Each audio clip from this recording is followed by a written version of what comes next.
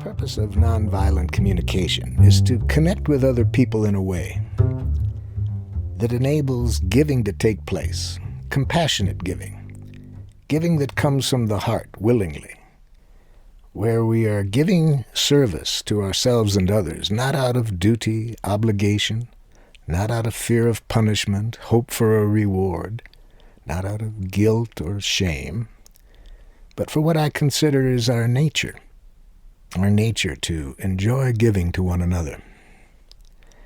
That's the purpose of nonviolent communication, to help us connect with one another in a way that our nature is allowed to come forward in how we serve one another. With some people that I describe that to, and I say that I think it's our nature to enjoy giving, they wonder, I'm sure, whether I'm a little bit naive and I'm aware of all the violence in the world. How can you think that it's our nature to enjoy compassionate giving with what's happening in the world? I see the violence. I work in places like Rwanda, Israel, Palestine, Sri Lanka, so I'm well aware of all the violence in the world. But I don't think that's our nature. In every place that I work, I ask people the following. I say, think of something you've done within the last 24 hours that in some way has contributed to making life more wonderful for somebody. And when I ask them to do that, I then say, now, how do you feel when you are aware of how that act contributed to making life more wonderful for somebody? And everybody's smile on their face, you see. When we are aware of the power we have to enrich life, how good it feels to serve life, it feels good. And then I ask people, can anybody think of anything that's more fulfilling in life than to use our efforts this way? And I've asked that question all over our planet. And everyone seems in agreement. There's nothing that is better, nothing that feels better, nothing more enjoyable than using our efforts in the service of life, contributing to one another's well-being. Well, if that is so, then how come the violence? Well, I believe that the violence comes because of how we were educated, not because of our nature. I think we have been educated, according to the theologian Walter Wink, for about 8,000 years in a way that makes violence enjoyable, that gets us disconnected from our compassionate nature. And why were we educated this way? That's a long story, and I won't go into it, except to say that it started with some myths that started to develop a long time ago about human nature, that humans were basically evil, selfish, and that the good life is heroic forces crushing evil forces. So we've been living under this destructive mythology for a long time, and that destructive mythology requires a certain language. It requires a language that dehumanizes people, turns them into objects. So we have learned to think in terms of moralistic judgments of one another. So we have words in our consciousness like right, wrong, good, bad, selfish, unselfish, terrorists, freedom fighters. And connected to these words is the concept of justice based on deserve, that if you are one of these bad things, you deserve to be punished. If you do the good things, then you deserve to be rewarded. So unfortunately, for about 8,000 years, we have been subjected to that consciousness, and I think that that's the core of violence on our planet, this faulty education. So the process I'll be sharing with you, nonviolent communication, is an integration of thought, language, and communication that I think brings us closer to our nature, that helps us to connect with one another, so that we come back to what is really the fun way to live, which is contributing to one another's well-being. And I'll be showing you how to apply this process within ourselves. I'll show you how it applies in our relationships with others and in social change efforts. And I'll be making this interactive, so I'll be asking you to do some things as we go along so that you can be applying it as I talk about it. So, for example, let's begin by having you think of a situation that's current in your life where somebody's behaving in a way that isn't making life wonderful for you. And this could range all the way from a minor irritation that they created, or it could be something major that's bothering you about how this person behaves. But let's pick a real situation, and I'll show you how nonviolent communication can support us in creating a connection in that situation that will end with everybody's needs getting met, and people will act toward one another solely for the purpose of enriching life for one another.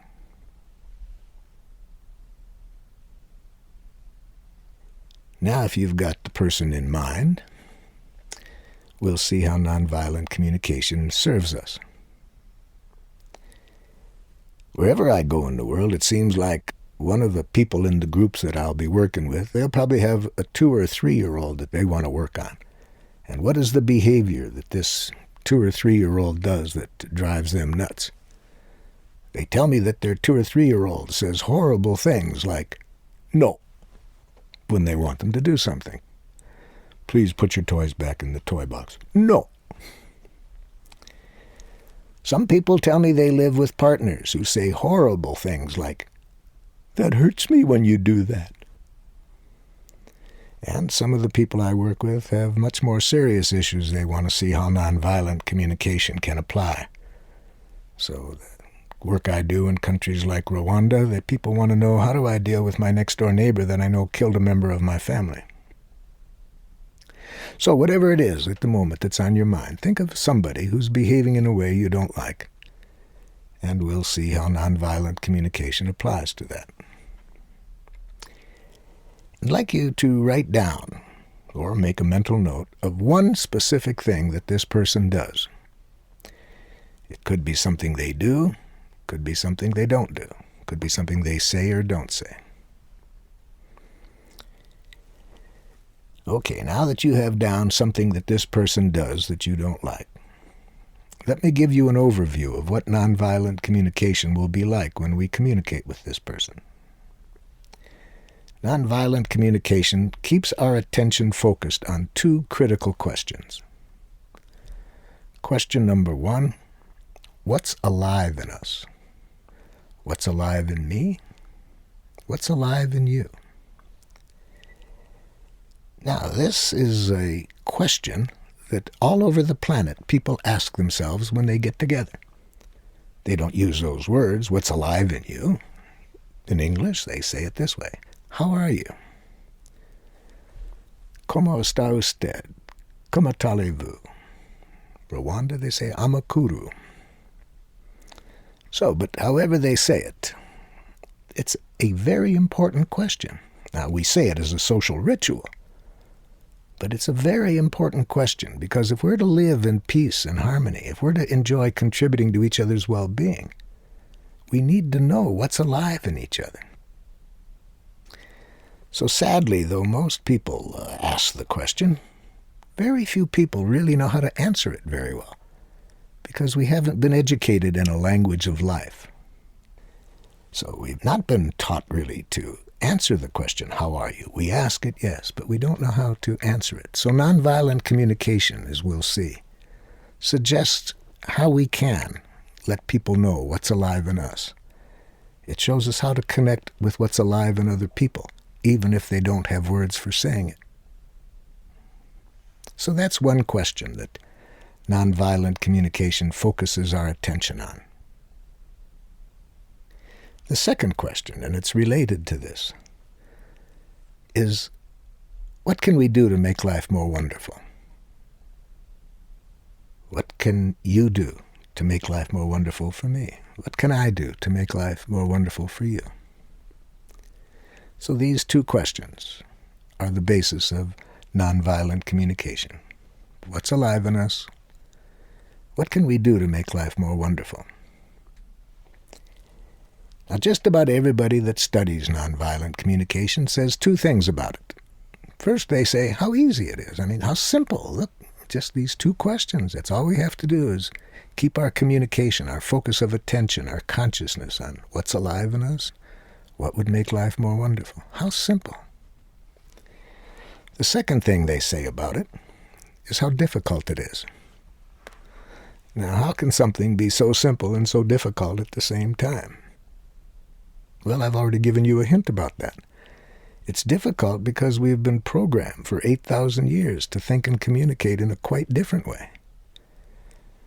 We haven't been taught to think about what's alive in us. So if we have been educated to fit under structures in which a few people dominate many, we have been taught more to think of what people think of us, especially the authorities, because if they judge us as bad, wrong, incompetent, stupid, lazy, selfish, we're going to get punished. And if they label us as good little boys and girls, and good employees and bad employees, then we could be punished, rewarded. So we haven't been educated to think in terms of what's alive in us and what would make life more wonderful. So let's go back to the situation I ask you to think about, where somebody's behaving in a way you don't like. And let's begin by seeing how nonviolent communication would suggest that we let that person know what's alive in us in relationship to what they're doing.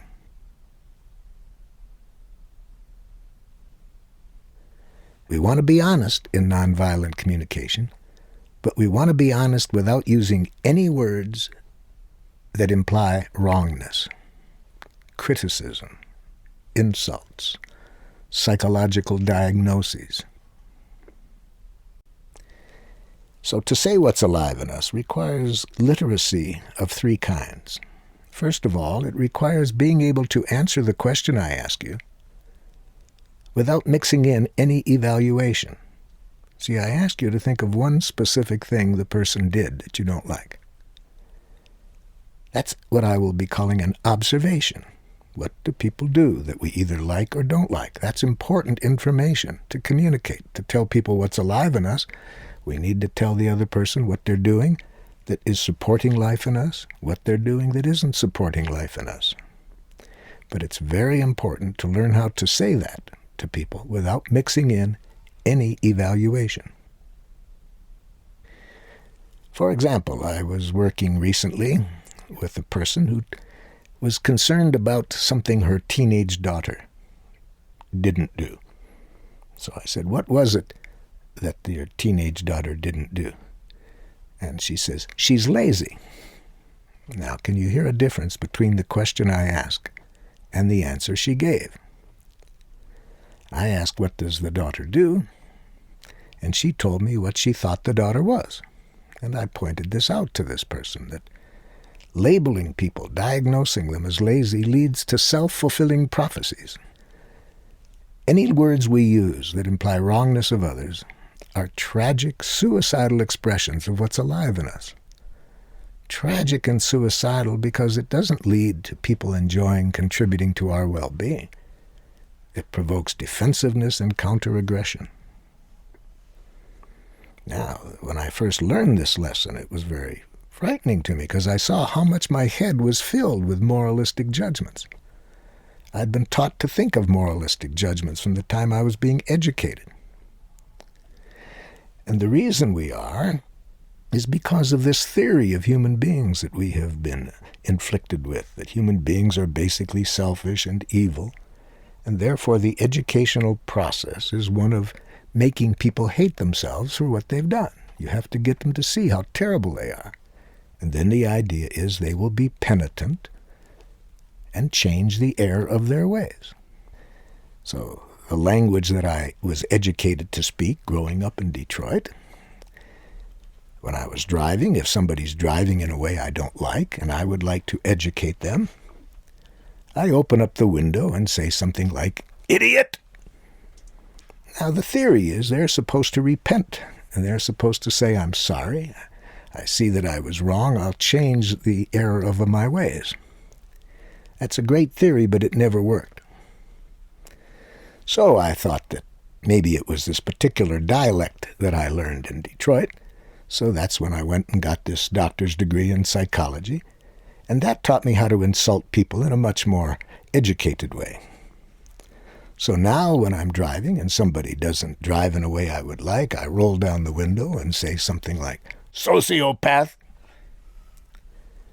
But it still doesn't work, you see. So, telling people what's wrong with them is a suicidal, tragic way that we have been educated to think for many centuries.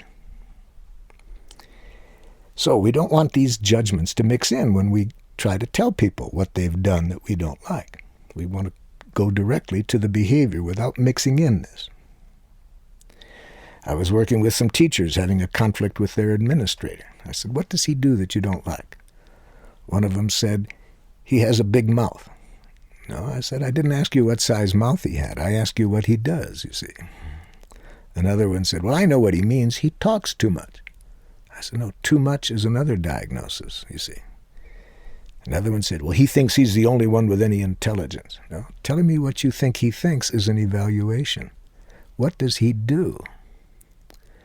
With my help, they finally got clear some behaviors that didn't mix in diagnoses. But along the way, they kept saying, "Boy, this is hard to do. Everything that comes into our head is a diagnosis or a judgment." I said, "Yes, this is not easy to get this cleared out of our consciousness." In fact, the Indian philosopher Jaddu Krishnamurti says that the highest form of human intelligence is the ability to observe without evaluating. But with my help, they finally did come up with some behaviors. The first on the list was that during their staff meetings, no matter what was on the agenda, he would relate it to one of his war experiences or childhood experiences, and as a result, the average meeting lasted longer than scheduled. Okay, now that was the answer to my question of what he did. That was a clear observation that didn't mix in an evaluation. I said to them, "Have any of you brought to his attention that specific behavior concerns you?" And then one of them said, "Well, we can see that the way we communicated it was in the form of a judgment," and then he gets defensive, and we really didn't just mention the specific behavior. So this is the first step in trying to tell people what's alive in us, to be able to call to their attention concretely, specifically, what the person's doing that we like or don't like, and not mix in any evaluation. So take a look at what you wrote down. See whether it had any evaluation mixed in. And if so, see if you can now say it, being very specific. Just what does the person do that you want to talk to them about?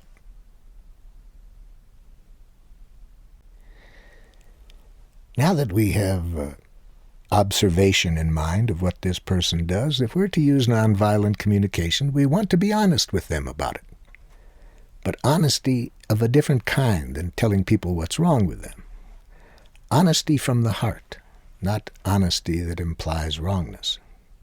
So we want to go inside and tell the person what's alive in us when this person does this. And this involves literacy of two kinds. First, it involves feeling literacy, and second, need literacy. To say clearly what's alive in us at any given moment, we have to be clear about what we are feeling and needing. So let's start with the feelings. Let's imagine we go to this person and we want to be honest with them. Then let's start by telling this person how we feel. So write down how you feel when the person does the behavior that you're thinking of. What emotions do you feel when they do that?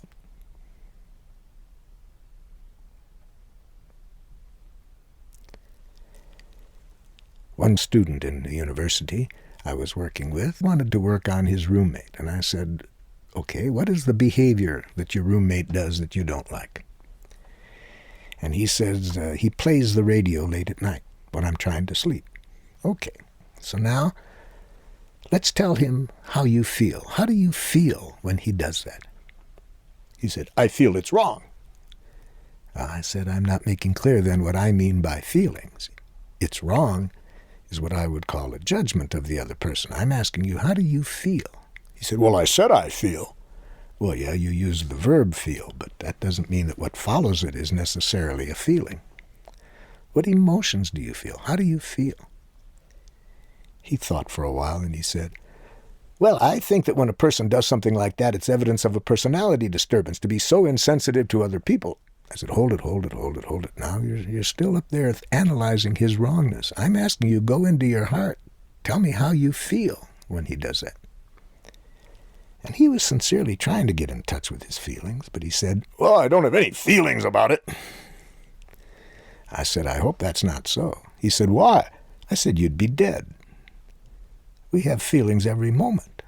The problem is we haven't been educated in a way to be conscious of what's alive in us. Our consciousness has been more directed to make us look outward to what authority thinks we are. So just listen to your body for a moment. How do you feel when he plays the radio that late at night? He really looked inside, and then he lit up and he said, okay, I got you now. I said, how do you feel? He says, pissed off. Okay, I said, that'll do. There's other ways of saying it, but okay.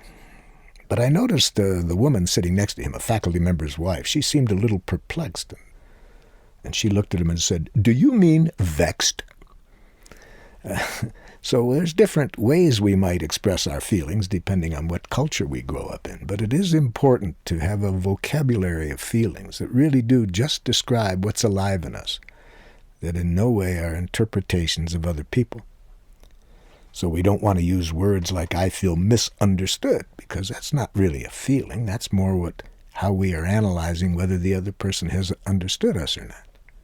If we think somebody's misunderstood us, sometimes we can be angry, frustrated. It could be many different things. Likewise, we don't want to use words like I feel manipulated, I feel criticized. They're not what we would call feelings in our training. Sadly, very few people have much of a feeling vocabulary. And I see the cost of that very often in my work. It's rather typical for me to have a conversation like this. A woman in a workshop might come up to me and say, you know, Marshall, I don't want you to get the wrong idea. I have a very wonderful husband, and I'm sure you can guess what the next word is. But I never know how he's feeling. I hear this a lot from people.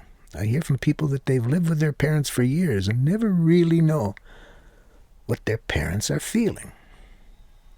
How sad to live with people and not have this access to what's alive in them. So, take a look at what you wrote. Is it really an expression of what's alive in you, your feelings? Make sure that it's not a diagnosis of others, thoughts. Go into your heart. How do you feel when the other person does what they do? And now the third component of expressing what's alive in us, needs. Feelings can be used in a destructive way if we try to imply that other people's behavior is the cause of our feelings. The cause of our feelings is our needs, not other people's behavior. What I ask you to write down that the other person did, that's a stimulus for our feelings. It's not the cause of our feelings. I'm sure most of us knew this at one time. When I was 6 years old in my neighborhood, we used to say this when somebody would call us a name. Sticks and stones can break my bones, but names can never hurt me.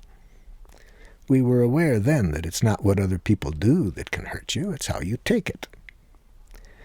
But we were educated in guilt-inducing ways by authorities, teachers, parents, who wanted to use guilt to mobilize us to do what they wanted.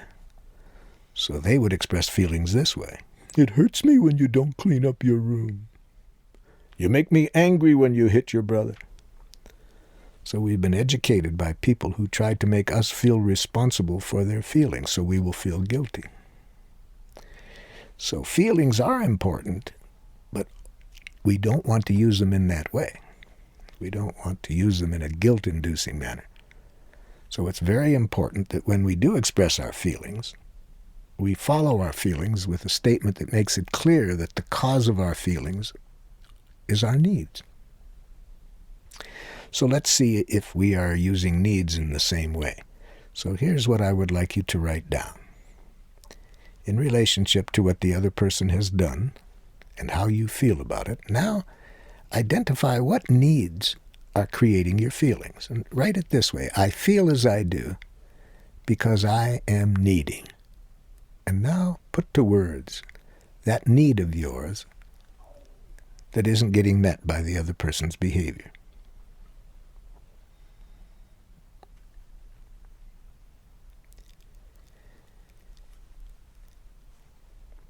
Now, just as it's difficult for many people to develop a literacy of feelings, it's also very difficult for them to develop a literacy of needs. Many people, in fact, have associations with needs as something very negative. They associate needs with being needy, dependent, selfish. And again, I think that comes from our history of wanting to be educating people to fit well into domination structures so that they are obedient and submissive to authority. See, people do not make good slaves when they're in touch with their needs. I went to schools for 21 years. I can't recall ever being asked what my needs were.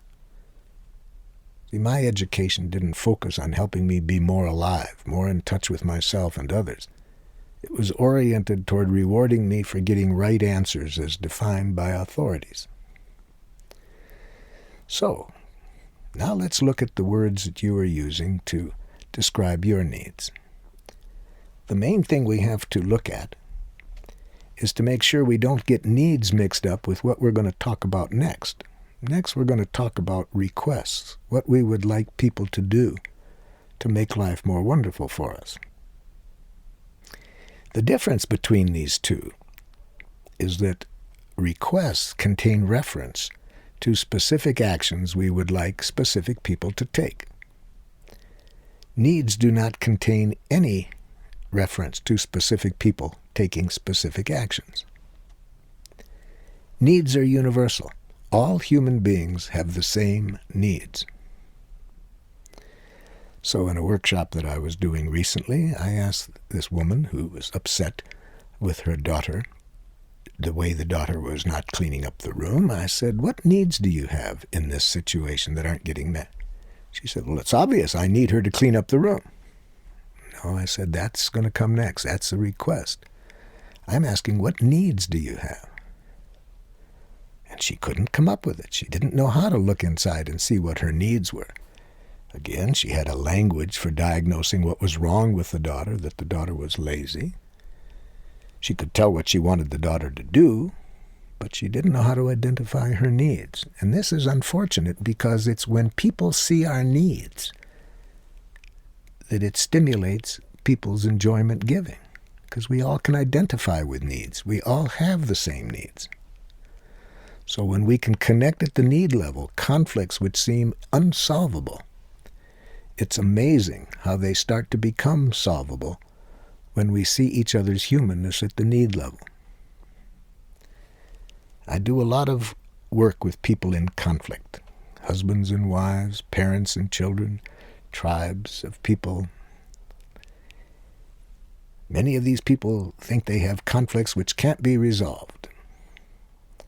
And it's been amazing to me over the years that I've been doing conflict resolution and mediation work. What happens when you can get people over their diagnoses of each other, getting connected at the need level to what's going on in each other, how conflicts which seem impossible to resolve, seems like they almost solve themselves when the people can get to this level.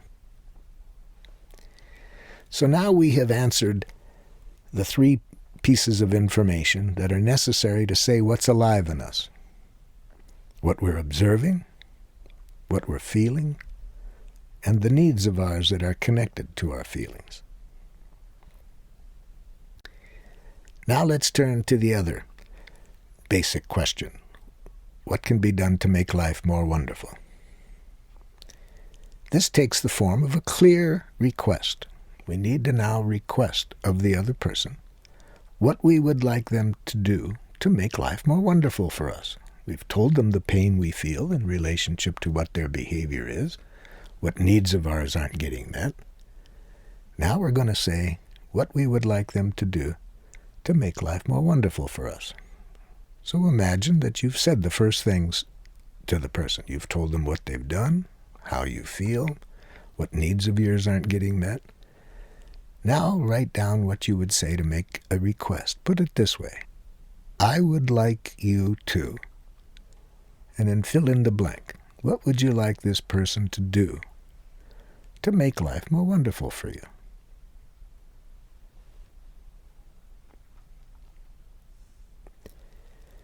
Now let's take a look at what you wrote down. Nonviolent communication suggests that we make our request using positive action language. So let me explain what I mean by each of those. Positive in the sense of what do you want the other person to do, in contrast to what you don't want or what you want them to stop doing. We get to a different place with people when we are clear about what we want, rather than just telling them what we don't want. A good example of that was a teacher recently in a workshop. She said, "Oh, Marshall, you've just helped me understand what happened to me yesterday." I said, "What was that?" She said, "There was this boy tapping on his book while I was talking to the class." And I said, "Would you please stop tapping on your book?" So he started to tap on his desk. You see, telling people what we don't want is far different than what we do want. When we try to get somebody to stop something, it makes punishment look like an effective strategy. But if we ask ourselves two questions, we would never use punishment again. We would never use it with children. We would create a judicial system, a correctional system that does not punish criminals for what they've done. And we wouldn't try to punish other nations for what they're doing to us. Punishment is a losing game. We would see that if we asked these two questions. Question number one, what do we want the other person to do? See, not what we don't want. What do we want them to do? Now, if we ask only that question, it can still make punishment seem like it works sometimes, because we can probably recall times when we've used punishment and we were successful at getting somebody to do what we wanted them to do. But if we add a second question, we'll see punishment never works. And what is the second question? What do we want the other person's reasons to be for doing what we want them to do? Now, as I said earlier, the purpose of nonviolent communication is to create connections so people do for one another out of compassion, not out of fear of punishment, not out of hope for rewards, but because of the natural joy we feel of contributing to one another's well-being. So when we make our requests, we want to do them in the positive, what we do want. So in the example I gave you earlier with the mother and her daughter who said she wanted her daughter to clean up the room, and I said, well, that wasn't a need, nor was it a clear request. So I said to the mother, let's first get the needs clear, and then we'll see how to make that request clearer. So I said to the mother, what need of yours is not met when your daughter has the room in the state that it is? And the mother said, well, I think that if a family member is going to be a family member, they all have to contribute. I said, excuse me, hold it. Saying what you think is a distorted expression of a need. If you want your daughter to see the beauty in your request, she needs to see how life will be made more wonderful if she does what you're asking. So what is your need? What do you need that isn't being met? The mother said, I don't know. And I wasn't surprised, because many women that I work with have been educated from childhood on to believe that loving women have no needs. They sacrifice their needs for their family. Men have been taught courageous men have no needs. They're willing to even sacrifice their life for the king, for the government, for whomever. So we don't develop much of a vocabulary of needs. So finally, with my help, the mother did get clear what her needs were, and she had more than one need that was involved. First of all, the mother had a need for order and beauty. Okay. She could have gotten that need met by herself, but the mother also had a need for some support, some help in creating the kind of order and beauty she would like. So the mother then became conscious that two needs of hers were involved in this, her need for order, beauty, and need for support in getting her needs met. I said, okay then, now let's get to your request. And let's express it in positive action language. Say to your daughter what you do want. She said, well, I told you I want her to clean up the room. No, you see, now we have to use action language. Clean is too vague. We have to use a concrete action to make our requests. So what the mother finally came up with was that she would like the daughter to make the bed, to put clothes that were ready for the wash in the wash, not leave them on the floor, take dishes back into the kitchen that she had brought into her room. That would be a clear request. Now, once we have made this clear request, we need to be clear that it is not a demand. Earlier we talked about criticism, anything that implies wrongness as a kind of communication that's not going to get our needs met. A second form of communication that's very destructive in human relationships are demands. We want to make clear, assertive requests, but we want other people to know that these are requests and not demands. Now, what's the difference? First, you can't tell the difference by how nicely it is asked. So if we do say to someone living with us, I would like you to hang up your clothes when you're finished with them. Now, is that a request or a demand? We don't know yet. We don't know. You can never tell whether something is a request or a demand by how nicely it is asked or how clear it is. What determines the difference between a request and a demand is how we treat people when they don't respond to our request. That's what tells people whether we make requests or demands. Now, what happens when people hear demands? Well, it's pretty obvious with some people when they've heard your request as a demand. One time I asked my youngest son, would you please hang your coat up in the closet? And he said, who was your slave before I was born? Okay, well, that's easy to be around such a person. Then if they hear your request as a demand, you know it right away. But other people, when they hear a request as a demand, they respond quite differently. They'll say something like, okay, but they don't do it. Or the worst case is when the person hears the demand and they say, okay, and they do it. But they did it because they heard a demand. They were afraid of what would happen to them if they didn't. Anytime somebody does what we ask, out of guilt, shame, duty, obligation, fear of punishment, anything that people do for us out of that energy, we're going to pay for it. See, we want people to do for us only when they're connected to a kind of a divine energy that exists in all of us. And this divine energy is manifest to me by this joy we feel in giving to one another. We're not doing it to avoid punishment, guilt, and all of those things.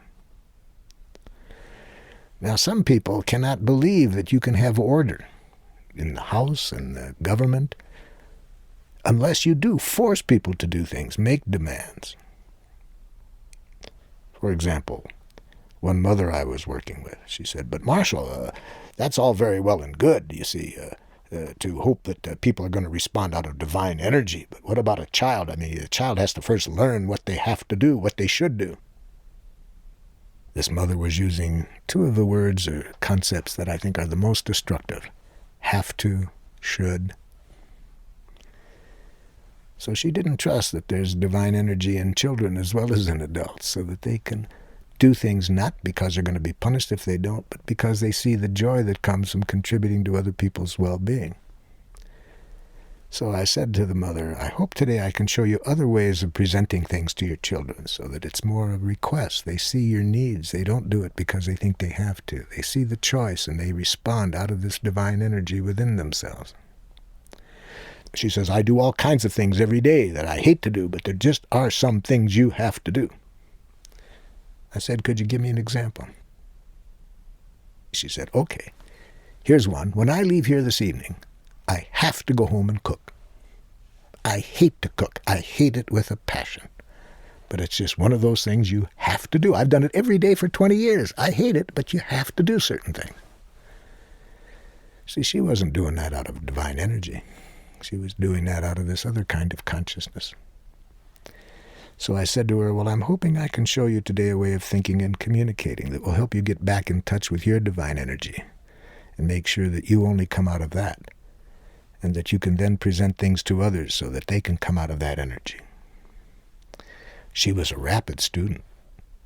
She went home that very night, announced to her family that she no longer wanted to cook. I got some feedback from her family. About 3 weeks later, who shows up at a training but her older 2 sons? They came up before the training and said to me, we want to tell you how much change in our family has occurred since our mother came to your workshop. Oh, yeah, I've been very curious. She told me that all the changes she's been making in her life since I showed her how to come out of a certain energy whenever she does things and not to do things because she thought she had to. And I'm always wondering how that affects other family members. So I'm glad you guys showed up tonight. For example, what was it like that first night when she came home and said she no longer wanted to cook? The oldest son said to me, Marshall, I said to myself, thank God. I said, help me understand how you came to that.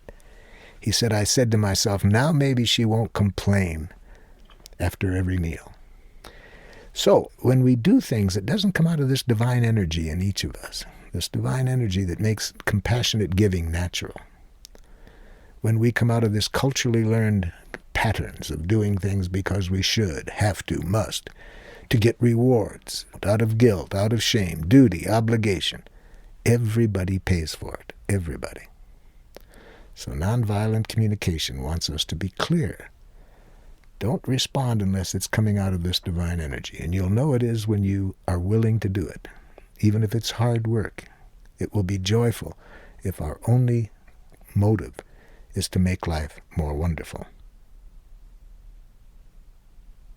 Now, here's what happens if people hear demands. See, while I was first learning nonviolent communication, first getting all of this clear to myself, I had already started being a parent, but with the old school thoughts. So I had to clean up a mess for a while, because even now when I was trying to be sure that when I made requests, they were requests, it was still easy for them to hear as a demand. As I told you, my youngest son saying, who was your slave? So now that same son, twice a week, in the days before I was using nonviolent communication, we had the garbage war at our house. Now, what was the garbage war? You see, this was a task I had given him. I said, I want you to take the job over of taking out the garbage. Now, this was a demand, you see, because in my head I had the thought that children should do tasks. So I wasn't telling him what need of mine would be met. I was telling him what he had to do, putting it very nicely. This is your job. I would like you to take out the garbage. But because he was hearing it as a demand, we had the garbage war twice a week. And how did the garbage war start? Simply by my mentioning his name. Brat! Now, how does he accelerate the war? He's in the next room. He pretends like he didn't hear me. So now I further the war even more. I scream now so loudly he can't pretend he didn't hear me. Brat! What do you want? The garbage isn't out. You're very perceptive, Dad. Get it out. I'll do it later. You said that last time and didn't. Doesn't mean I won't do it this time. Can you imagine so much energy going into just getting the garbage out twice a week? All because I was making a demand without realizing it. I didn't know the difference between a request and a demand at that time. So now as I was starting to learn nonviolent communication, I sat with him one night and listened to why the garbage wasn't going up. And he made it so clear that it was because he was hearing a demand. So I sat down afterwards and wrote this song.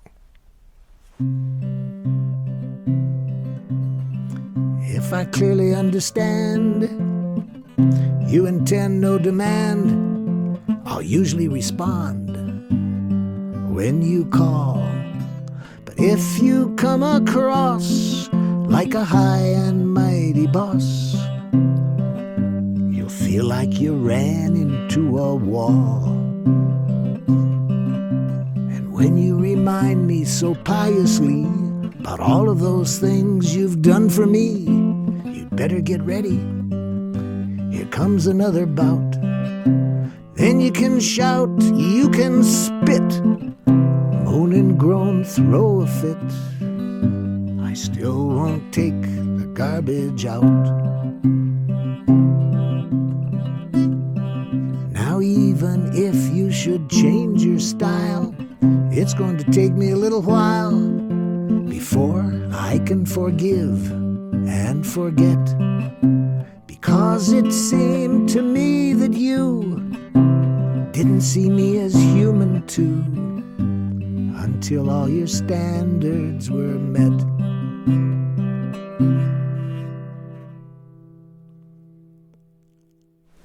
It certainly helped me to get clear the difference between request and demands.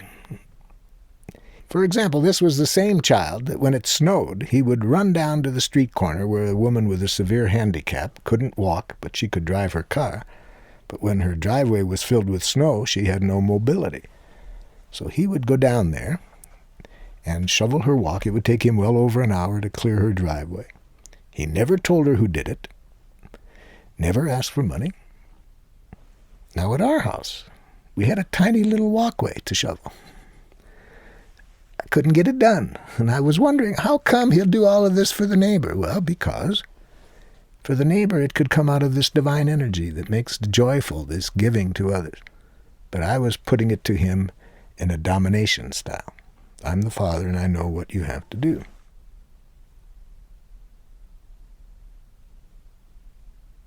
So now we've looked at how we express what's alive in us and what would make life more wonderful. We see how it requires observations, feelings, needs, clear requests.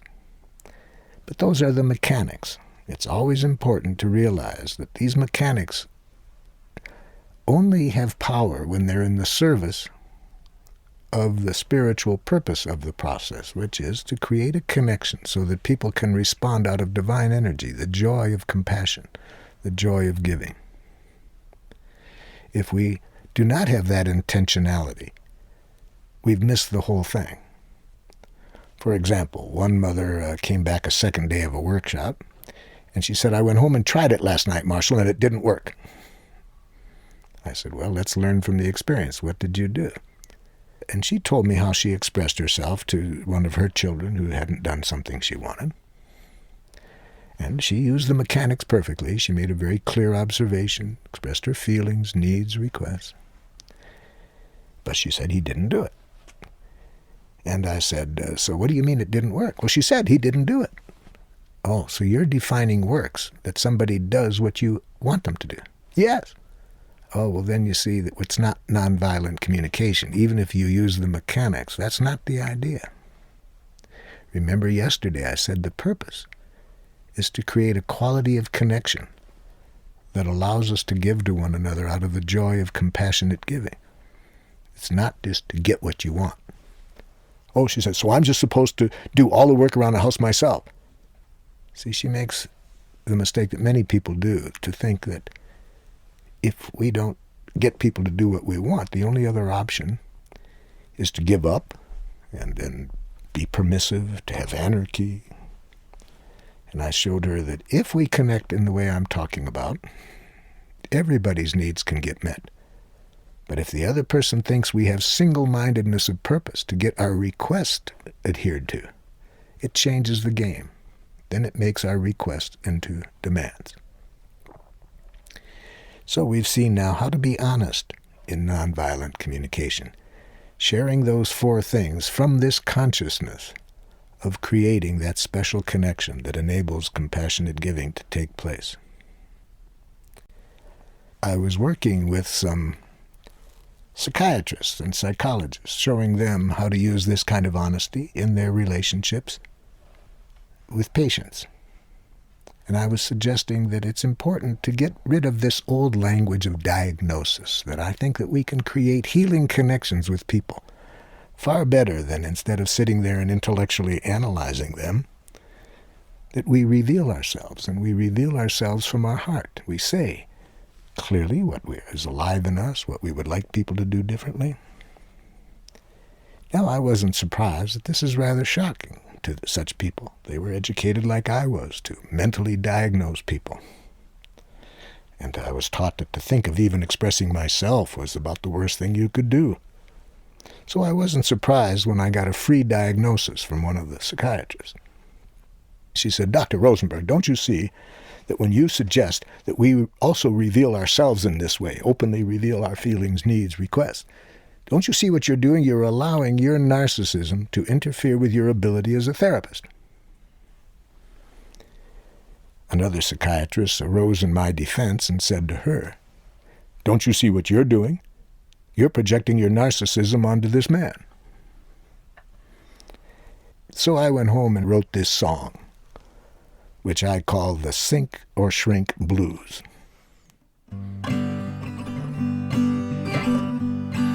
Well, I went to a shrink in a clinic near me. He said I was a case of total pathology. I said, "Shrink, I knew that before I came in.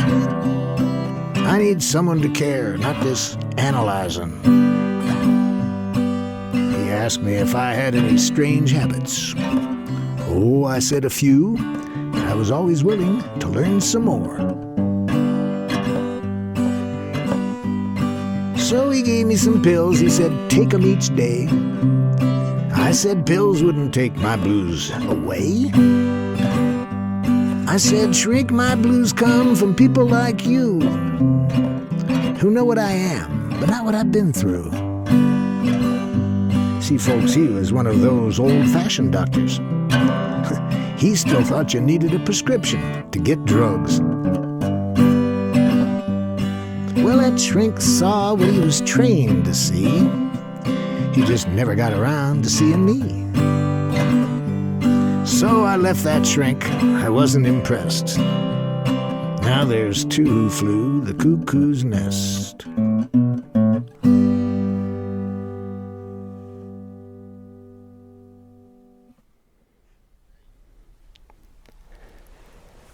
Let's go back to your situation now, where I was asking you to be honest with this other person, but honesty defined in nonviolent communication terms. That's half the process, learning how to express ourselves in this way. The other half of the process is how we respond to other people's messages.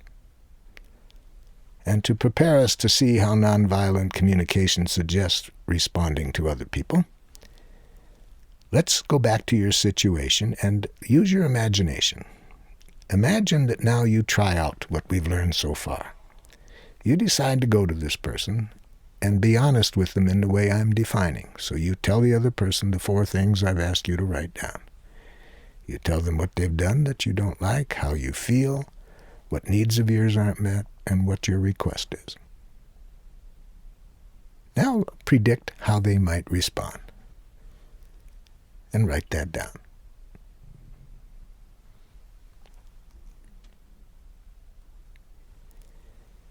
Now let me tell you what many people are afraid would happen if they open up and reveal themselves, to reveal honestly what's alive in them and what would make life more wonderful. Many people are afraid they're going to get a free diagnosis from the other person. The other person's going to tell them what's wrong with them for having these feelings, needs, and requests. They're afraid they'll hear things like, "You're too sensitive. That's sick." This can happen, of course. We live in a world where people think that way. So if we are really open and honest, we might get back these diagnoses. So nonviolent communication prepares us for how to deal with any response that might come back. Other people are afraid of silence. They say, what if I open up and reveal myself and the other person is silent? Yeah, we got to prepare for that. Many people are so afraid of this tiny little 2-letter word, no. They say, what if I open up and say what I want and I need, and the other person says, no? Okay, so look at what you wrote down. We want to prepare for anything that can come back at us. So what's the other half of nonviolent communication?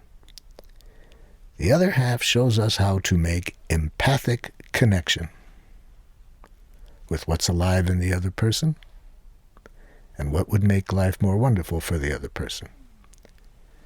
So let me tell you what I mean by empathic connection. Empathy, of course, is a special kind of understanding. It's not an understanding of the head where we just mentally understand what another person says. It's something far deeper and more precious than that. Empathic connection is an understanding of the heart, where we see the beauty in the other person, the divine energy in the other person, the life that's alive in them. We connect with it. We don't mentally understand it. We connect with it. It doesn't mean we have to feel the same feelings as the other person. That's sympathy when we feel sad, maybe that another person is upset. No, it doesn't mean we have to have the same feelings. It means that we are with the other person. This quality of understanding requires one of the most precious gifts one human being can give to another, our presence in the moment. You see, if we're mentally trying to understand the other person, we're not present with them at this moment. We're sitting there analyzing them, but we're not with them. So empathic connection involves connecting with what is alive in the other person at this moment. So look again now at what you predicted, how the other person might respond. And let's say that you have told your boss that you are frustrated at his or her asking you to stay over for the third night in a row and do additional work. You're frustrated with that because you have other commitments and needs that you'd like to take care of. So you've been honest about your reasons for not wanting to do it, and you ended on a clear request. You're asking him, would you be willing to find someone else to help with this work this evening, boss? Okay? So you've been real honest and vulnerable, and now let's imagine that the boss says to you, if you want to be unemployed, I'll do as you request. Okay. What choices do you have now? Let me show you what choices you have with every message coming at you from another person. Choice number one, you could take it personally, as though what you said indicated there was something wrong with you. So if the boss responds to you that way, you could immediately think, oh, I am being selfish, or I'm not a very good employee to want not to do what the boss says. And so you could take personally what the boss says. We have been educated, when authorities tell us what's wrong with us, to think there's something wrong with us. What I'm going to show you now will suggest that you never, never, never hear what other people think about you. I predict you'll live longer, you'll enjoy life more, if you never hear what people think about you. Never take it personally. Second choice we have when somebody speaks to us like the boss spoke in this example I'm giving, we could judge the boss or the other person for what they said to us. So we could either think or say out loud, that's not fair, that's stupid, whatever. We could blame the other person for what they said. I wouldn't recommend that. So the recommendation I have is to learn to connect empathically with any message coming at us from other people. And nonviolent communication shows us a way of doing that. It shows us a way of seeing the beauty in the other person at any given moment, regardless of their behavior or their language. We'll see that it requires connecting with the other person's feelings and needs at this moment. See, that's what's alive in them. And when we do, we're going to hear the other person singing a very beautiful song. I was working with some 12-year-olds in a school out in the state of Washington, showing them how to make empathic connections with people. And they wanted me to show them how they could deal with parents and teachers. They were afraid that if they opened up and revealed what was alive in them, what they would get back. One of the students said, for example, Marshall, yesterday I was honest with one of my teachers. I said I didn't understand, and I asked her, would you explain it again? And the teacher said, don't you listen? I've explained it twice already. Another young man said, I asked my dad yesterday for something. I tried to express my needs to him, and he said, you're the most selfish child in the family. So they were very eager to have me show them how to empathically connect with the people in their lives who use language like that, because they only knew to take it personally, to think there was something wrong with them. So I showed the students that if you learn how to connect empathically with other people, you will hear that they're always singing a beautiful song. And then I played this song for the students to show them that this is what you will hear behind every message coming at you from another human being, if you connect to the divine energy in that person at that moment.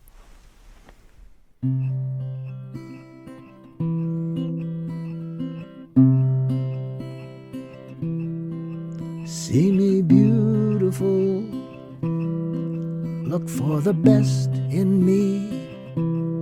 That's what I really am, and all I want to be. It may take some time, it may be hard to find, but see me beautiful. See me beautiful each and every day. Could you take a chance? Could you find a way to see me shining through in everything I do, and see me beautiful?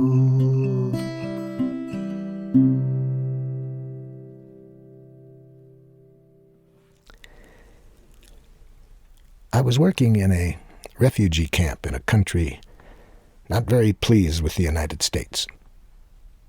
And when my interpreter announced that I was an American citizen, there were about 170 people assembled. One of them jumped up and screamed at me, "Murderer!" Another one jumped up, "Child killer!" Another one, "Assassin!" I was glad I knew nonviolent communication that day. It enabled me to see the beauty behind that person's message, what was alive in him. And we do that in nonviolent communication by hearing feelings and needs behind any message.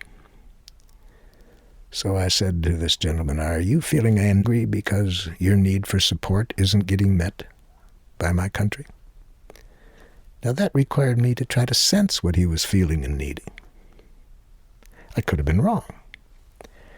But even if we're wrong, if we are sincerely trying to connect with the divine energy in another human being, their feelings, their needs at that moment, that shows the other person that no matter how they communicate with us, we care about what's alive in them. And when persons trust that, we're well on our way to making a connection that everybody's needs can get met. But it didn't happen right away because this gentleman was in a lot of pain. And it happened that I guessed right, because when I said, "Are you angry because your need for support isn't being met by my country?" he said, "You're darn right." And then he added to that, "We don't have sewage systems. We don't have housing. Why are you sending your weapons?" So I said, "So, sir, if I'm hearing you again, you're saying that it's very painful when you need things like sewage systems and you need things like housing, and when weapons are sent instead, it's very painful." He said, "You're darn right. Do you know what it's like to live under these conditions for 28 years? So, sir, you're saying that it's very painful and you need some understanding for the conditions that you're living under." An hour later, the gentleman invited me to a Ramadan dinner at his house.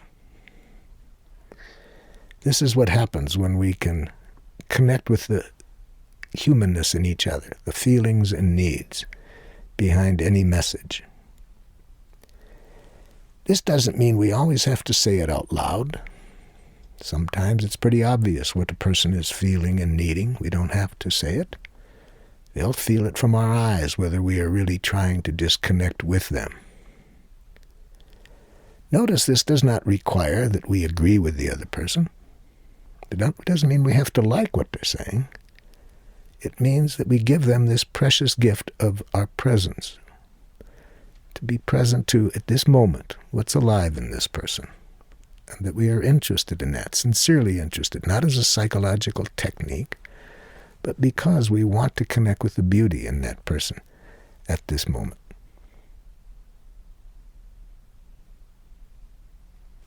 Now, when we put this all together then, what it looks like is this.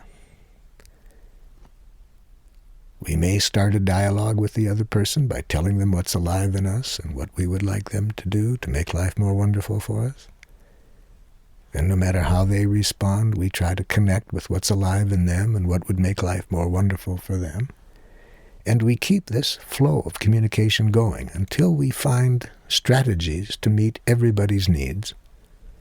And we want to always be sure that whatever strategies people agree to, they're agreeing out of a desire to contribute to the well-being of one another, and not out of the strategies that I've outlined that we want to avoid. Strategies of submitting to punishment, guilt, etc.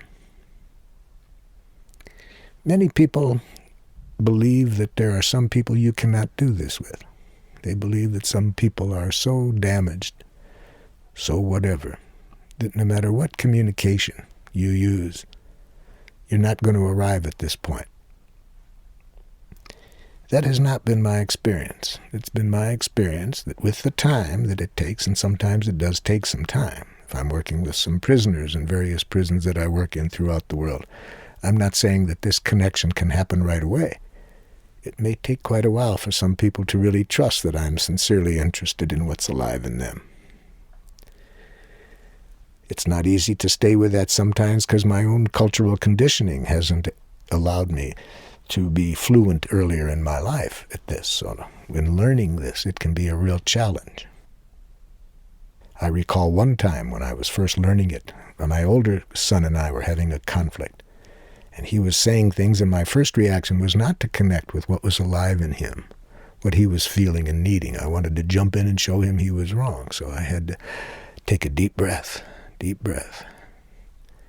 see what was going on in me for a moment and see that I was losing connection with him, and then bring my attention back to saying to him, so you're feeling and you're needing, try to connect with him. Then he said something else, and again I got triggered, and I had to slow down, take a deep breath, to be able to keep coming back and seeing what was alive in him. And of course this was taking me a longer time to talk than my usual conversation had been up until that point. And he had some friends waiting for him outside, and finally he said, "Daddy, it's taken you so long to talk." I said, "Let me tell you what I can say quickly. Do it my way or I'll kick your ass."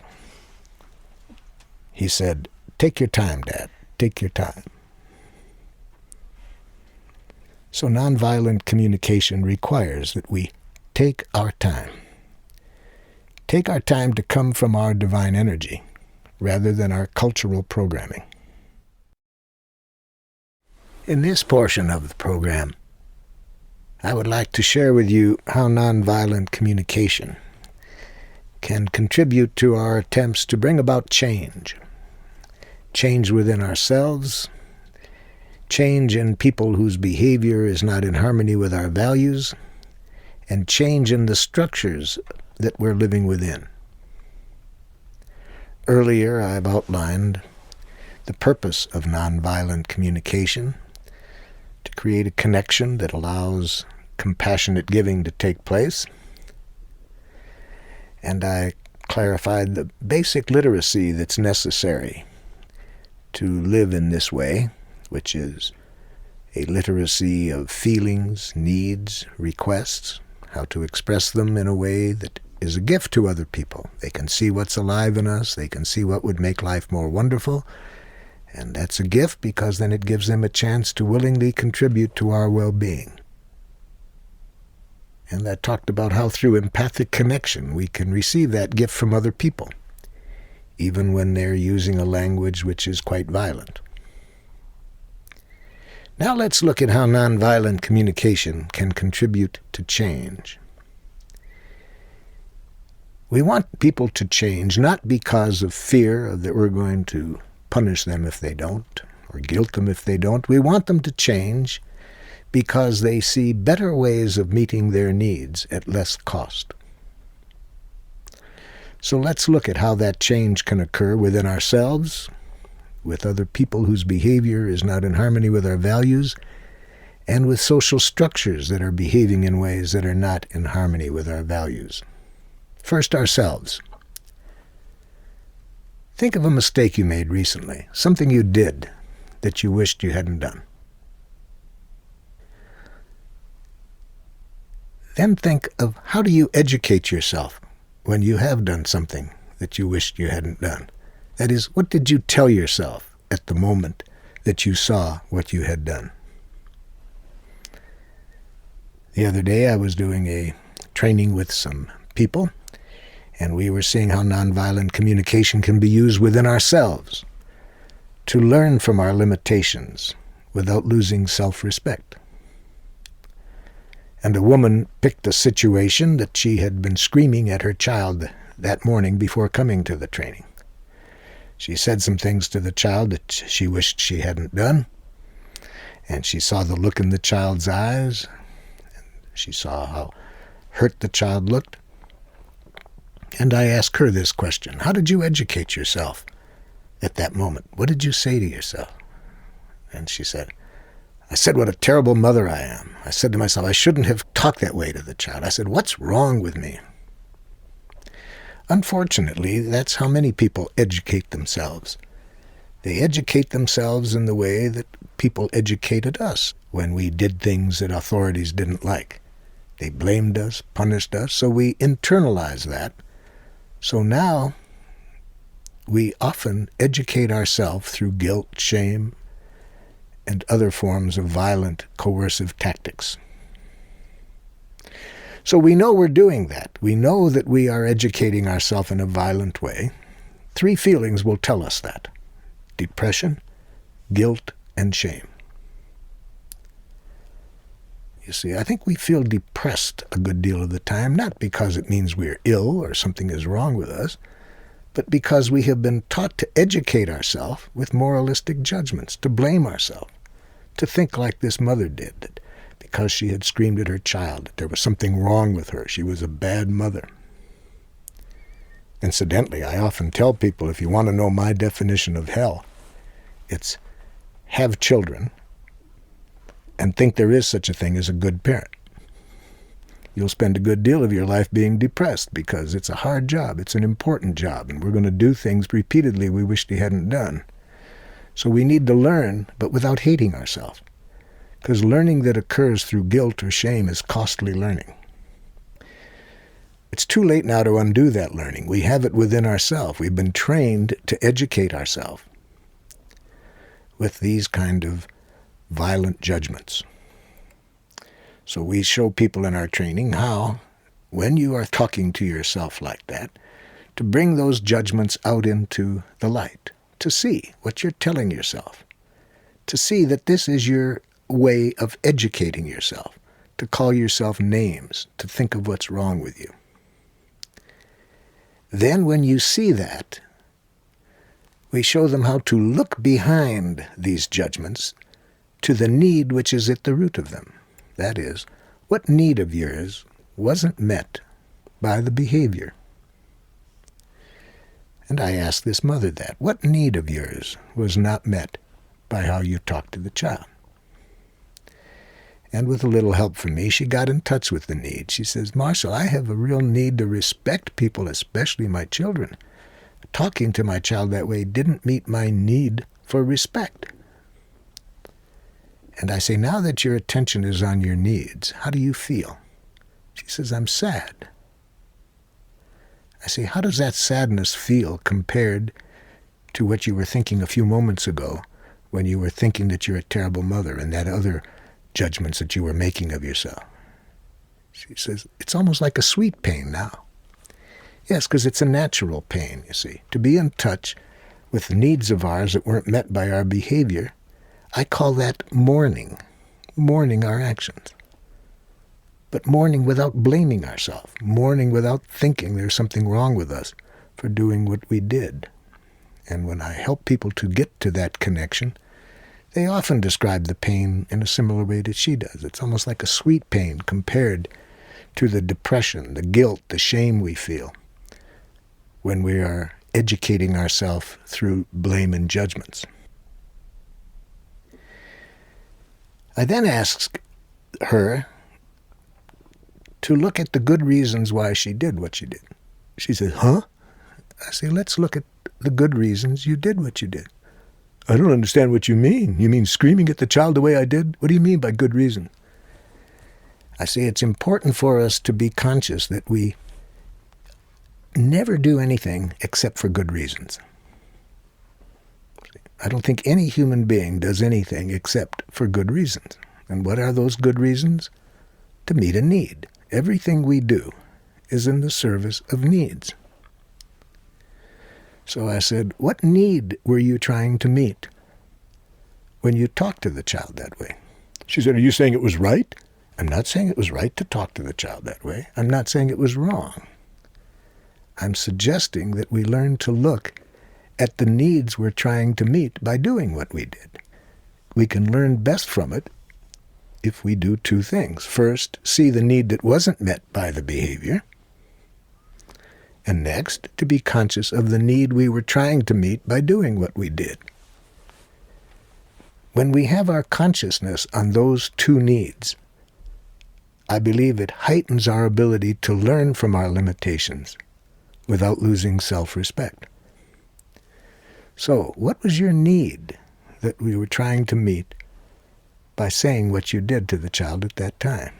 Well, she says, Marcel, I really have a need for the child to be protected in life, and if this child doesn't learn how to do things differently, I'm really scared of what could happen to them.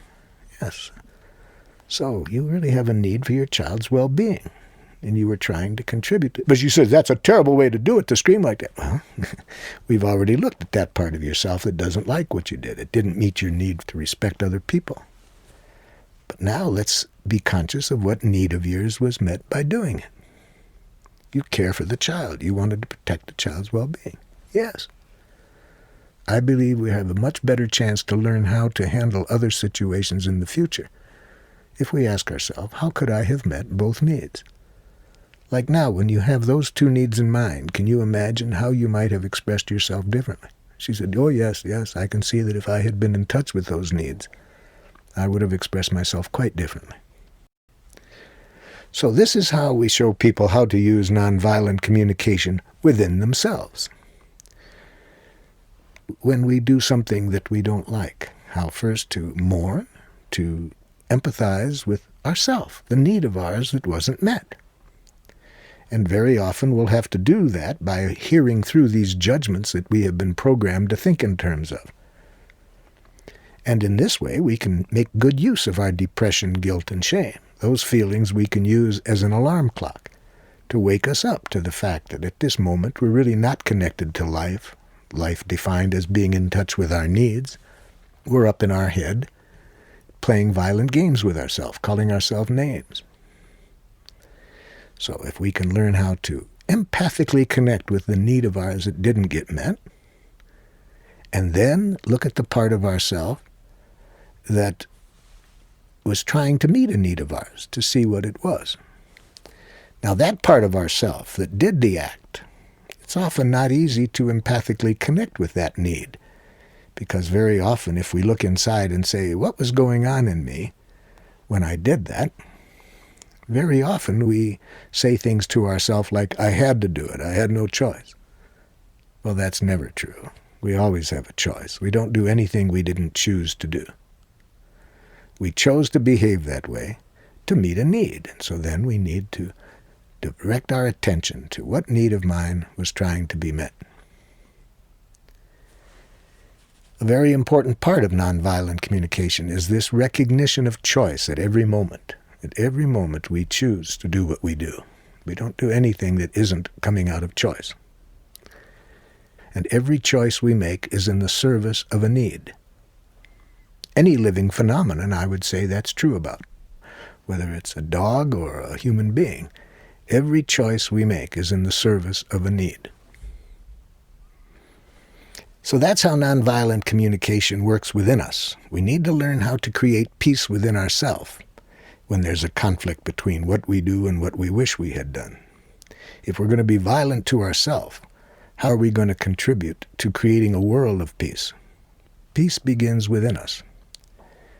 But by saying that, I'm not saying that we have to get totally liberated from all of our inner violent learning before we look outside ourselves to the world and see how we can contribute to social change at a broader level. I'm saying we need to do these simultaneously. We need to be conscious of the work we need to do within ourselves if we're going to be effective in our social change work. And while we're doing that, we also need to look outside of ourselves to the changes we would like to see happen. So let's look at some other changes and how nonviolent communication can help us. Some people obviously behave in ways that are pretty frightening. People that we call criminals. They steal, they rape. What if we're around people who do behave this way, that we find very frightening? How do we change these individuals or get them to change?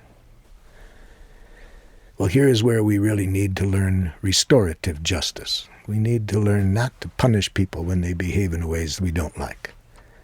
As I've earlier said, punishment is a losing game.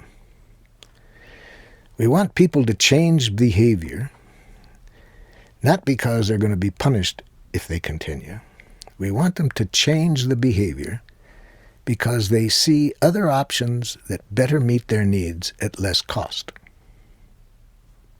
I tried to make this point clear to a mother in Switzerland at a workshop of mine. She said, "Marshall, how do I get my son to stop smoking?" I said, "Is that your objective, to get him to stop smoking?" She said, "Yes." I said, "Then he'll continue." She said, "Huh? What do you mean?" I said, "Whenever our objective is to get somebody to stop doing something, we lose power. If we really want to have power in change, whether it's personal change, changing an individual, or changing society, we need to come from a consciousness of how the world can be better. And we want people to come out of that consciousness to see how their needs can better be met at less cost." We then looked at how this would apply to her situation with her child. And she was in great pain about this because she was worried about his health. For 2 years, he had been smoking, and they had almost daily fights about his smoking. And her objective was to get him to stop, and she was trying to tell him how horrible it was. So she said, "Marshall, how would nonviolent communication help me in this situation?" Well, I said, "I hope we've got the first part clear. Your objective is not to get him to stop. It's to help him find other ways of meeting whatever needs the smoking is meeting at less cost." She says, that's helpful. That's really helpful. Now, but how do I communicate with him? Well, I would suggest beginning by sincerely communicating to him that you see that his smoking is absolutely the most wonderful thing he could be doing. She said, "Huh? What do you mean?" I said, "He wouldn't be smoking if it wasn't meeting his needs." So if we can sincerely show an empathic connection with what needs he's trying to meet, he sees that we understand why he's doing it. We're not judging him or blaming him for it. When people feel that quality of understanding, then they're much more open to hearing other options. But if they think we have single-mindedness of purpose to change them, that they feel they're being blamed for what they're doing, it makes change difficult. So the first step is to sincerely communicate that you see that what he's doing is the absolutely most wonderful way he knows how to meet his needs. This woman came back after lunch, and she was glowing, just glowing. And she said, "Marshall, thank you so much for what you taught me this morning." She said, "I had the most wonderful communication with my son over lunchtime." I said, how did you get home so quickly? Because this workshop was taking place up in the mountains. She said, no, I called him up on the phone.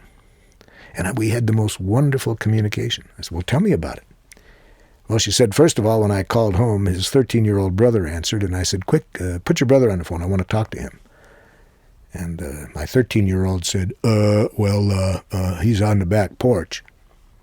Then the mother told me, then I knew he was smoking, because after 2 years of fighting about the smoking, at least he agreed that if he would smoke, he would do it outside and not inside. So I said to my 13-year-old son, that's okay, just tell him I want to talk to him. So now the 15-year-old comes on the phone and says, what do you want? And the mother said, I learned something about your smoking today that I wanted to talk to you about. Oh, what? She said, I've learned it's the most wonderful thing you could be doing. Now, I said to the mother, that wasn't exactly how I meant for you to do that. I was really meaning that we communicate that through empathic connection by showing that you understand. She said, oh, I got that, Marshall. I understood that. But, I know this guy, and I really felt I could get that across to him much quicker by just saying the statement that I see that it's the most wonderful thing you could be doing. Well, I said, you know him. Okay, so what happened? She said, Marshall, what happened was profound, especially if you knew how much we had fought about this. First, he was silent for a very long time. And then he said, I'm not so sure about that. You see, once people don't have to defend themselves against our single-mindedness of purpose to change them, once they feel understood for what they're doing, it's much easier for them to be open to other possibilities. So, for example, when I'm working in prisons, you see, I use this same principle. If somebody's doing something I don't like, I try to begin with empathic connection, with what needs of theirs are they trying to meet by doing what they're doing. And once I've understood that, then I suggest looking for other ways of meeting their needs, more effective and less costly. I was in a prison in the United States, state of Washington, and working with a young man who had third time in prison for sexually molesting children. And I wanted to start by empathically connecting to what was alive in him when he was doing this to children. And I suggested that I would like to understand better what was going on in him when he did it, and would he tell me what needs he was trying to meet by doing this? And he looked stunned when I asked him that question. He says, what are you asking for? I said, I'm sure you do it for good reason. This is your third time in prison for this offense. And I don't have to tell you that sex offenders in prison, it's not a fun life. No, you're darn right it is. Yeah. So obviously, if you are going to do this and have to pay so much for it, it must be meeting some needs of yours. Let's identify those needs, because I believe that once we understand those needs, we'll be able to find another way of meeting the needs, more effective and less costly. So what are your needs? He said, are you saying it was right to do what I did? No, I said, I'm not saying it was right. I'm saying you did it for the same reason I do everything I do, to meet needs. So what are your needs being met by doing this? He said, I do it because I'm dirt. Now you're thinking of what you are. How long have you thought you were dirt? He said, my whole life. I said, has it stopped you from doing this? No. So I don't think judging yourself is going to meet your needs or the needs of people in your community.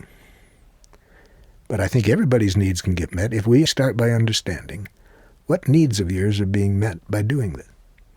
Now, he required some help on my part because he wasn't trained to think of what his needs were. He had been in prisons and schools and other things in a family that had made him feel like dirt. He had been educated to think of what he was, not what his needs were. We found many needs. Let me just give you a couple of them to give you an example of what goes on inside of a person. First, he took these children into his apartment and treated them very well. He showed them television programs they liked. He gave them foods they liked. And I said, what need of yours is met when you do that? It turned out that this man had always been very lonely. He had never had his need for community met, connection, companionship. This was the best way he had ever found to bring these children in, treat them well. He met that need. But of course he could have met that need without sexually molesting them. So then we turned to what need of yours was being met by that. And when we got to it, it took a while, because this was not easy to look inside and see. He realized that his need of doing that was for understanding, empathy. From the terror in their eyes, he felt they understood what he felt when he was a child and his father did this to him. See, he didn't realize that was his need. He didn't know other ways of meeting that need. But once we got it clear, obviously there are many other ways to get that need met than to tyrannize people. So that's how we use nonviolent communication with people who are behaving in ways we don't like. I first start by empathically connecting to what needs of theirs are being met by doing it. And then I let them know that what need of mine is not being met by how they're doing that. The fear that I feel by how they behave, or the discomfort I feel. And we explore other ways of meeting both of our needs that are more effective and less costly. So there we've seen how nonviolent communication helps us to bring about change within ourselves, change with other people, but it requires this need consciousness. It requires an awareness that all blame, all judgments, like I'm dirt, like I'm an alcoholic, I'm an addict, these self-judgments get in the way of learning. Makes it hard to learn more effective ways of living at less cost. But now let's take a look at not individuals that we would like to change. Let's look at how nonviolent communication can help us transform gangs that behave in ways we don't like.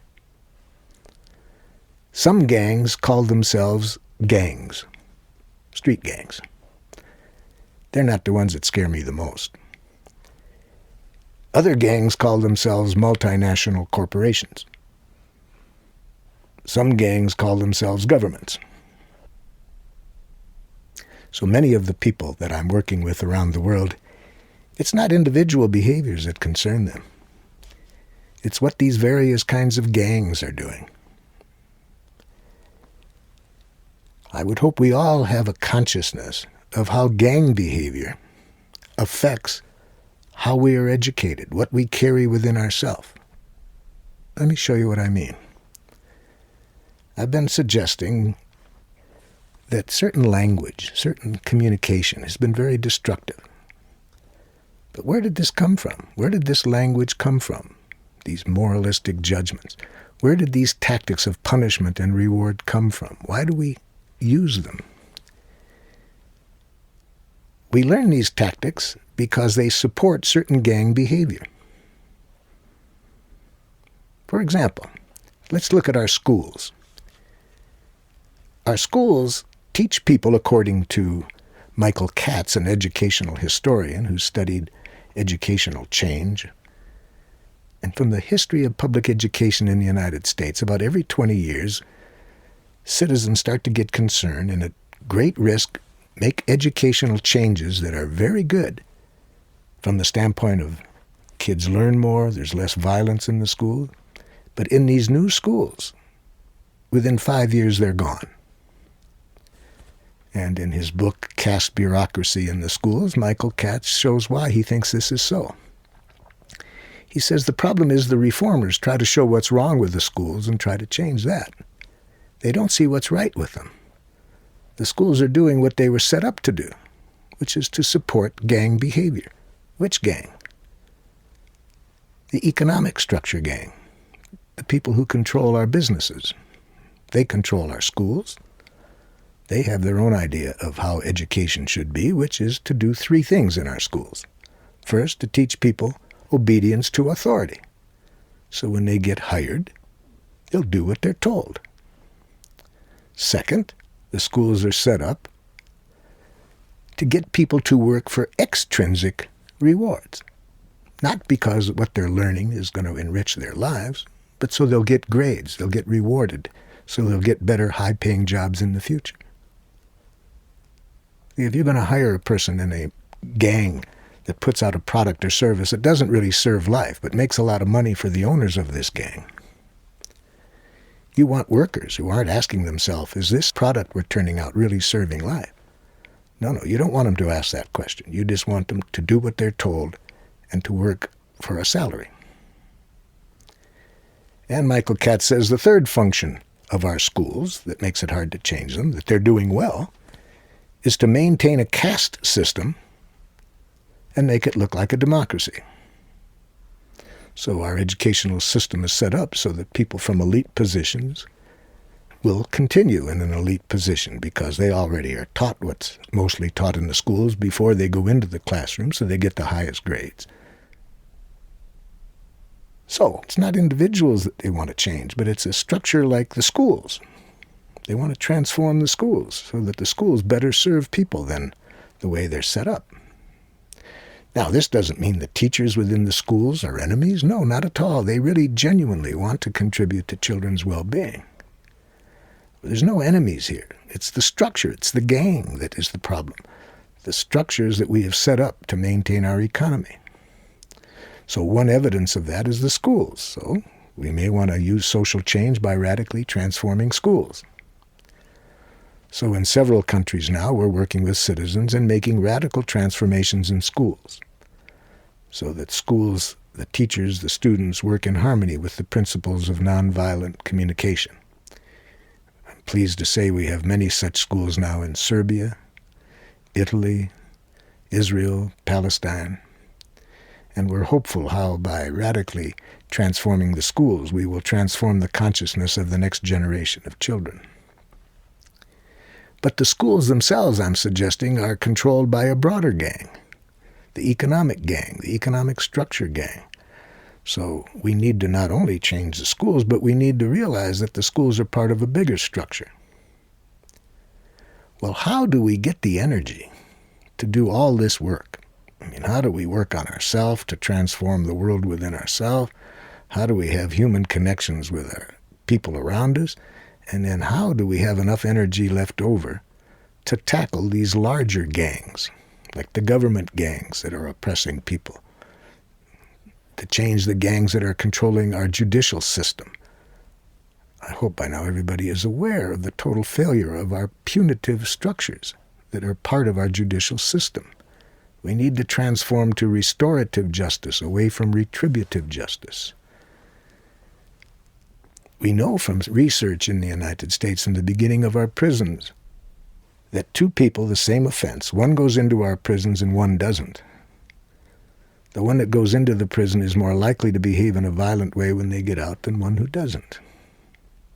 We know that the people who get killed in our capital punishment far more likely be low-income people of different nationalities originally than Americans.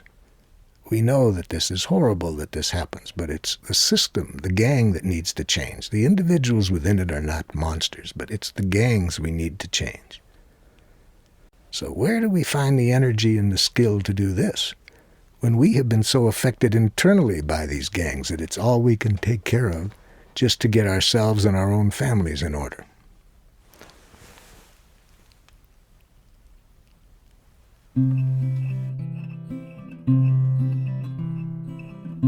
Where the hell does the energy come to care for humanity when it's more than I can cope with, taking care of me?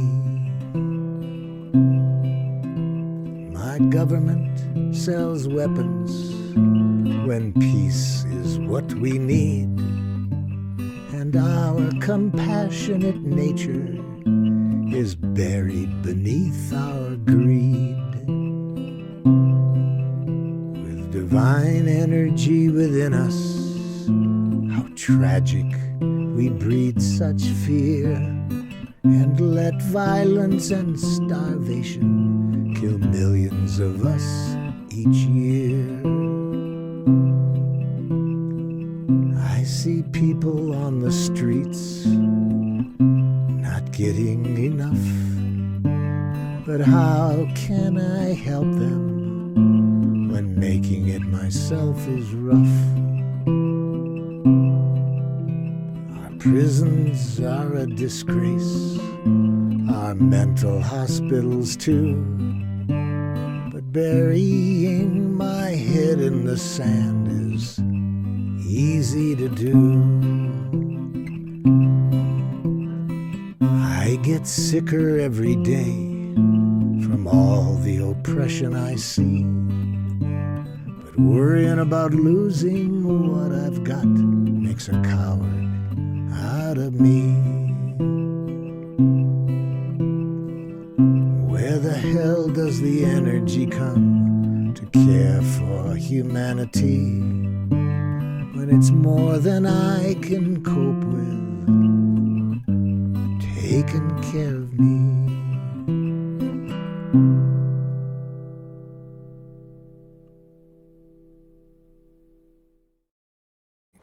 So in our trainings, we want people to come out not only with awareness of how nonviolent communication can be used internally to transform our inner world.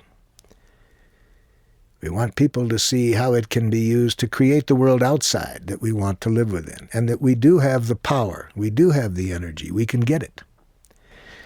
So how do we do that? First, we need to liberate ourselves from enemy images, to think that the people who are running things now, the gangs that are creating the pain, we certainly have to relieve ourselves of enemy images, to not think that there's something wrong with the people who are part of these gangs. Now that's not easy to do. It's hard to see that the human beings who are doing that are human like the rest of us. That's why the first thing we do with people when we're training them how to tackle these gangs is how to do the despair work that's necessary. And that means looking inside and dealing with your own pain in relationship to the gangs, to transform all the enemy images you have of the other people just into what needs of yours are not getting met. And then we show people that no matter what level the social change, even if you're trying to tackle a big gang like a government or a multinational corporation, that basically what it boils down to, the change will occur when a significant number of people radically change how they see things within that gang. And they see more effective ways of getting their human needs met than continuing the gang behavior. So once again, we see that we try to get change not by destroying the structures that are there, but by connecting with people within those structures to see more effective ways of meeting their needs that also meet the needs of others as well. So we want to change some multinational corporations and their practices, not because we convince them that they're evil people who are destroying the environment and oppressing people from other countries because of hiring practices and other trade practices. No, we want to connect with these people within these gangs, to show them how you cannot meet your own needs at other people's expense. So we want to help them get clear what their needs are and to find other ways of transforming their organization to better meet their needs at less cost to themselves and other people. Now, this kind of communication can be time-consuming and difficult, because it could be that it's not one or two people that we need to have this connection with and have this transformative experience with. Because some gang behavior, to change it, might need millions of people to act differently. For example, if this gang is a government, we might need to get a certain percentage of the population to see more effective ways of meeting their needs than the present gang is doing, and to see other ways of meeting those needs. Sometimes the gang might be 4 or 5 people who control it, that have the top positions, and if they can see other ways of getting their needs met that's less costly, more effective, we can bring about the social change we want. But in any event, it's usually more than one person can do. So we then need, as part of our social change efforts, to connect with other people who share a similar vision. And so in nonviolent communication, we then show how nonviolent communication can be used to identify those people who share your vision of the world you'd like to create, the structures you want to create, and then to create a team working together to bring about these changes. Now, very often, these teams we get involved in to bring about social change then have wars within themselves, because we're very often carrying within ourselves skills that do not lend themselves to good teamwork. So even though we're trying to change outside structures that seem very large and seem a big task, then it seems even more difficult because our group within gets into inner warfare. So in our social change efforts, we show social change teams how to use nonviolent communication to work better as a team, to make their meetings more productive. For example, I was working with a team of citizens in San Francisco, a team of minority citizens who were most concerned about the schools that their children were going to. Their interpretation of the schools is that it was destroying the spirit of their children, and there were certain structures that they wanted to change. However, they said to me, Marshall, the problem is we've been getting together for about 6 months to try to create social change, but all we do is get into arguments or unproductive discussions, and we never get anywhere. So can you show us how nonviolent communication can help us build a team, make more effective use of our meetings? So I went to their meeting, and I said, have your usual meeting, and I'll see if I can show you how nonviolent communication can be used in making your teamwork more effective. Well, the first thing that was brought up in this meeting, one of the men had clipped an article out of the newspaper, and it was an article of how parents were accusing a principal of abusing one of their children, and the principal was a white person and the child was a minority person. And so he read this article, and then another man responded to it and said, that's nothing. I went to that same school when I was a kid, and let me tell you what happened to me. And then for the next 10 minutes, everybody was talking about things that had happened to them in the past and what a racist system it was and so forth. I let this go on for about that length of time, and I said, excuse me, I'd like to ask you all, raise your hand if you found the meeting to this point productive. Not one hand went up. Here this group of people had been getting together to bring about change in a system, and had had 10 minutes of a discussion, and nobody found it productive. These people had to leave their families to come for that meeting. It wasn't easy to find this time and energy. So when we're trying to tackle gangs, structures, social change, we can't burn our energy out with unproductive meetings. So I went back to the gentleman who started the conversation, and I said, sir, can you tell me what was your request of the group? What did you want back from the group when you read that article from the newspaper? He said, well, I thought it was important. It was interesting. I said, I'm sure you thought it was interesting, but notice that's telling me what you think. I'm asking, what did you want back from the group? He said, I don't know what I wanted. And I said, that's why I think we had 10 minutes of unproductive discussion. Because whenever we take the attention of a group and present something and we're not clear what we want, it's a very good likelihood that we're not going to have a very productive encounter. So nonviolent communication shows us whether we're talking with an individual or a group, to be sure that you end whatever you're saying with clarity about what you want back. What is your request back? By just presenting your pain or your thoughts without a clear request is very likely to be the stimulus of a very unproductive discussion. So this was one of several ways we showed the people how nonviolent communication could be useful in making their meetings more productive. I was working with another team of minority citizens wanting to change hiring practices in another gang in the city. It was a government gang. I think it was in the Health Services Department. But they were concerned about the hiring practices of this gang. They felt the hiring practices were oppressive because they discriminated against certain people. So they wanted me to show them how nonviolent communication could be helpful to them in getting their needs better met by that gang. So we worked at nonviolent communication for 3 days. I showed them the process and how it could be used. And then they would go out that afternoon and come back the next morning, and we would see how it went. The next morning they came back very discouraged. And one of them said, "We knew it wouldn't work. There's no way to change this system." I say, "Okay, I can see you're really discouraged." "Yes, yes. So tell me what happened so we can learn from this."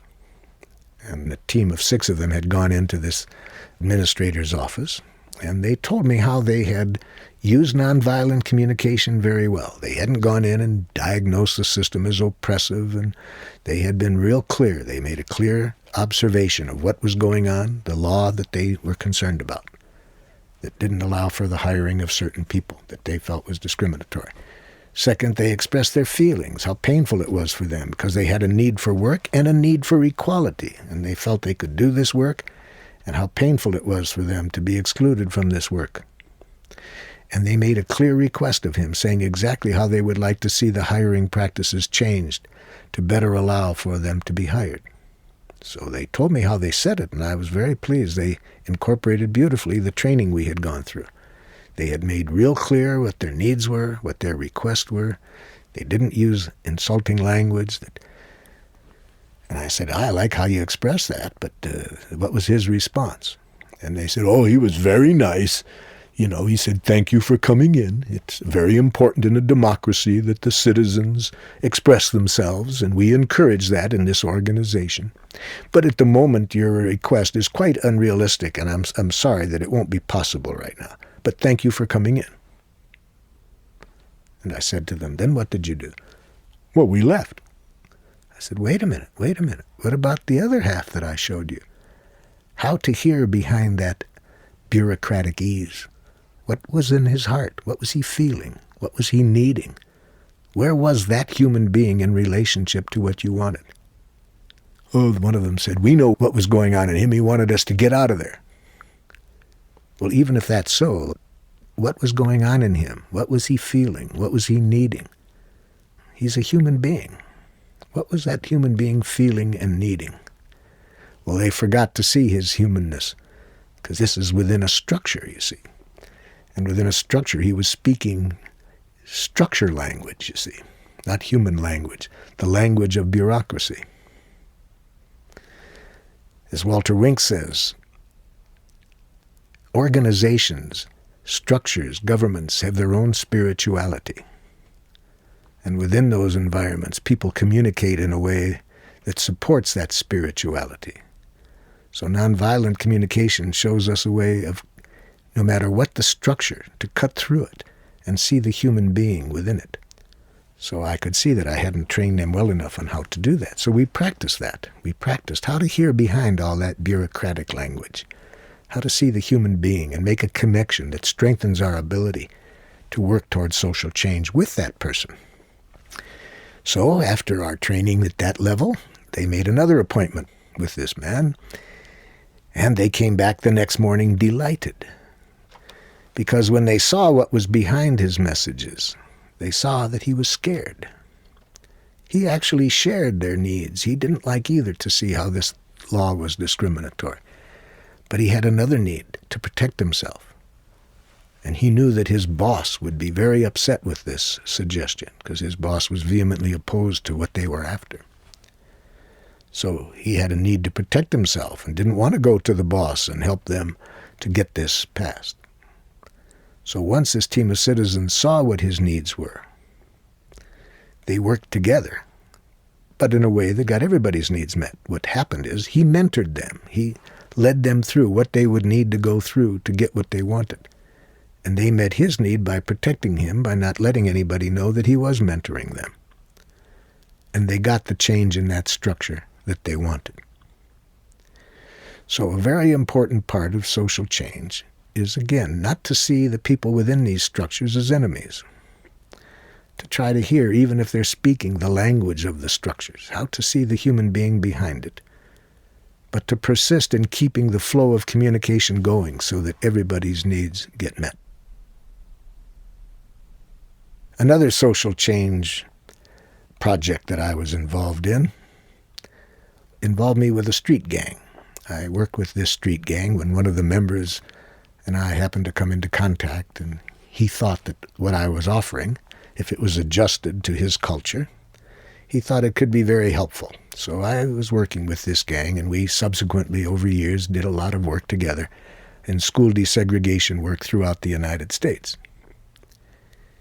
But one thing that we wanted to do together as part of social change was to create a school that would show that the students who were now being kicked out or pushed out of schools could be educated if they were educated in a way in which the teachers and the students worked as partners, not in which the teachers tried to control the students.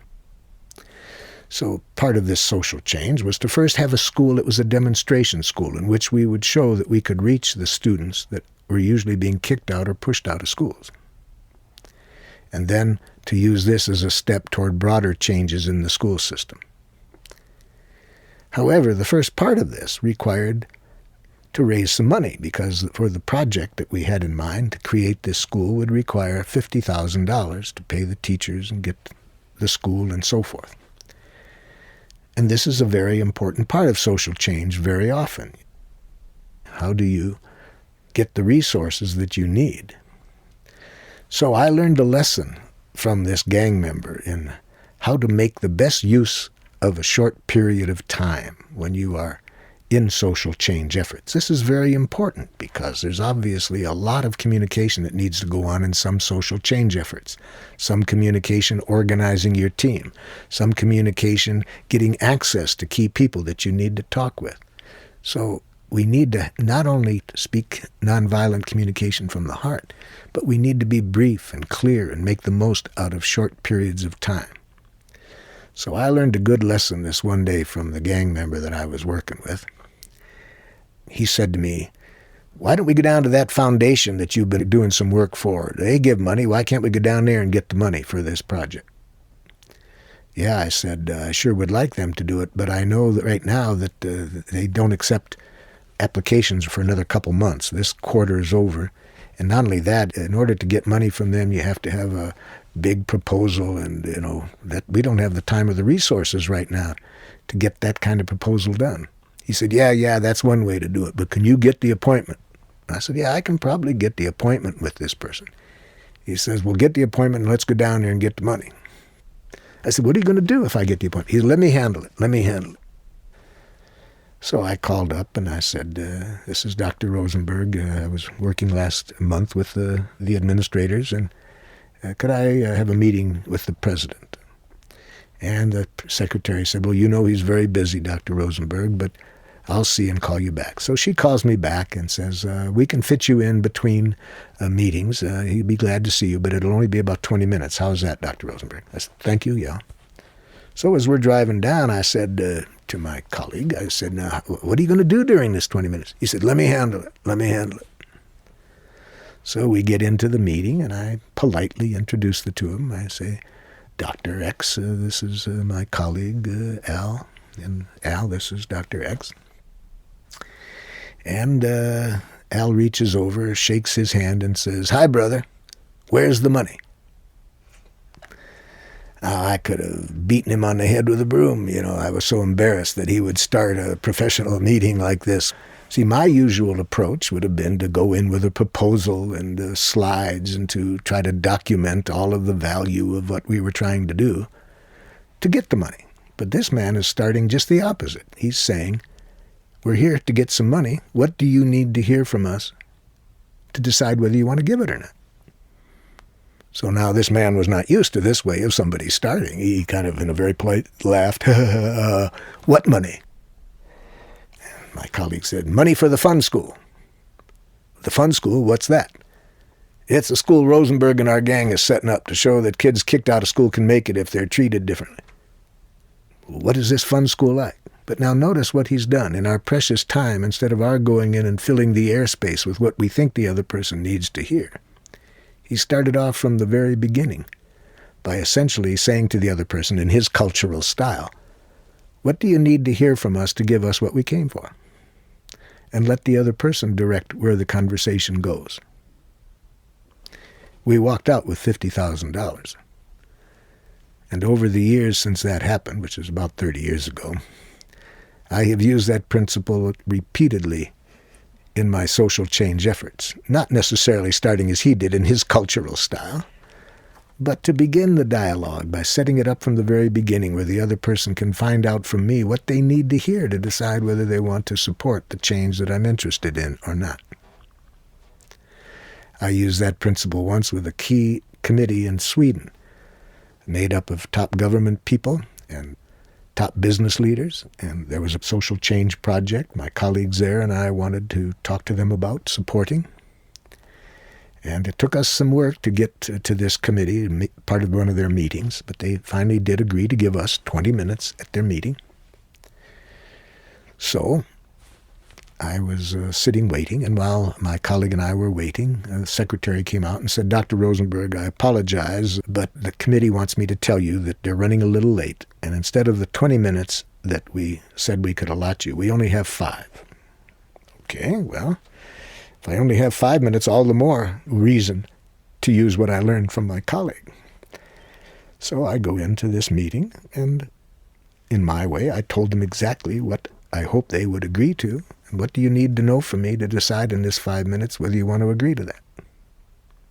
They took 40 minutes asking questions. I didn't. They directed it. But even if they had only given me the 5 minutes, I think I can get more out of it by letting them tell me what they need to hear rather than my using a lot of words that isn't going to help. So that's another application of social change and how nonviolent communication can be applied, how to get these important meetings most productive, not filled with just a lot of words, but to create a flow in which the other person can tell us what they need to know to decide whether we can work together. Now, of course, social change is going to involve a lot of confrontation at times. So we need to learn how to use nonviolent communication when we are up against people who are opposed to what we are after, but they don't know how to express themselves in a way that clearly communicates their feelings and needs. So we need to know how, under these confrontive conditions, how to hear people's feelings and needs no matter how they are communicating. So one example of that was in a social change project I was involved in Illinois. This one involved a school that we had created, but we wanted to go from this school to the whole system functioning in harmony with the principles of this school. It was very hard to get this school going, but we finally, after much resistance, we did get federal funding that allowed us to start this school. However, to the next school board election, after the school was created, and even though it won a national award for educational excellence, academic achievement went up, vandalism went down. In spite of it being successful, 4 members got elected to the board to get rid of the superintendent and the school. Well, we could see then that if we were to have this social change project survive, we were going to need now to communicate with these people who were vehemently opposed to what we were doing. It wasn't easy to get a meeting with this board. It was a board of 7 people that we wanted to meet with to see if we could use nonviolent communication to connect in a way in which everybody's needs could get met. It took us 10 months to arrange a 3-hour meeting. First of all, they wouldn't answer my phone calls. They wouldn't answer my letters. I went down to the office once, but they wouldn't see me. So it took us 10 months, and during that time we had to find somebody that had access to them and train this person in our skills so that this person could go to them and see if it was possible to work out a meeting. And she did. She finally got them after 10 months to have the board meet with me and the school superintendent. And they had conditions. They didn't want the press to know about this because this would be embarrassing if they were seen talking with people that they got elected to get rid of. Okay, now, how did nonviolent communication help me in that setting? First of all, I knew I had to do some work on myself before we had that meeting. because I had enemy images of this board. I had trouble imagining them as human beings. I had a lot of pain inside as a result of some things they had said about me.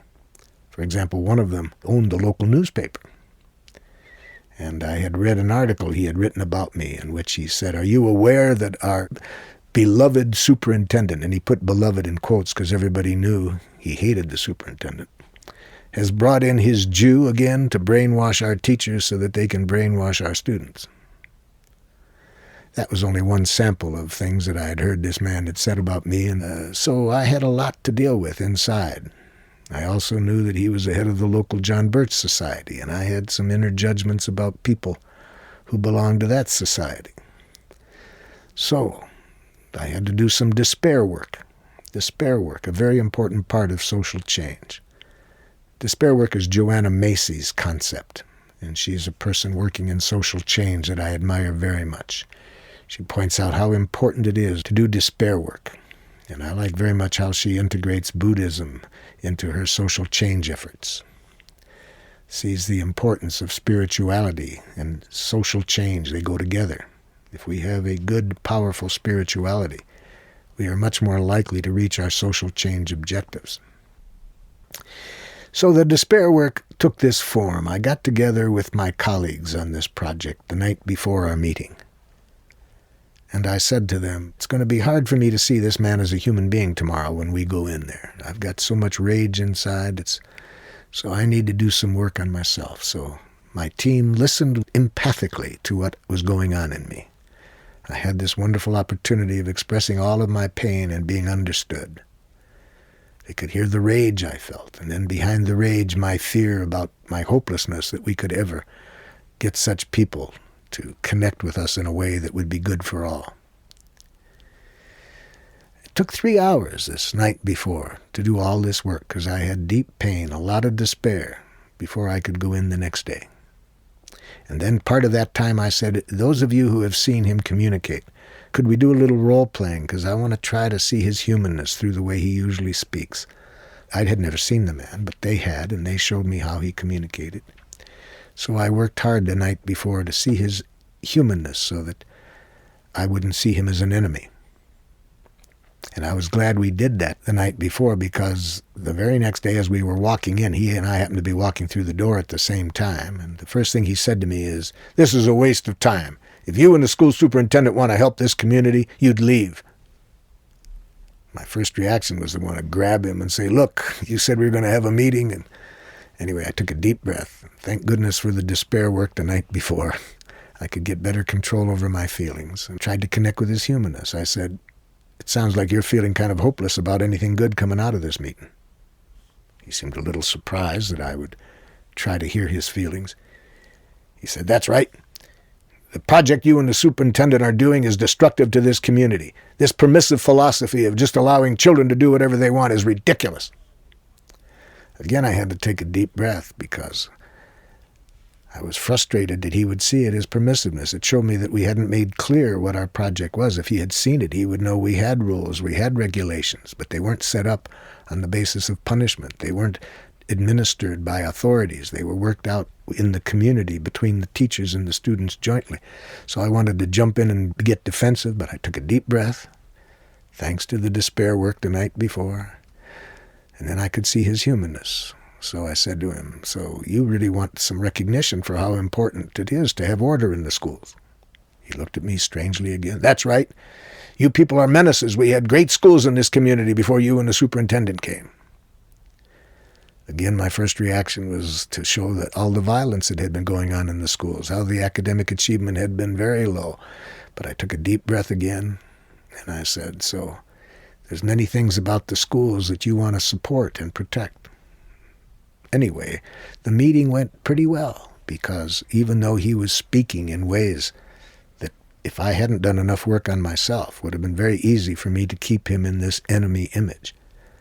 But by my continuing to hear what was alive in him, respectfully trying to connect with his needs, I could see him then better able to open up and better understand what we were talking about. I left that meeting feeling very encouraged. I went back to my hotel room, and I felt really good. And the phone rang. And it was this man. And he said, I'm sorry I said some of the things about you in the past. I guess I didn't understand your program. I want to hear more about how you put this together and where you got the ideas and so forth.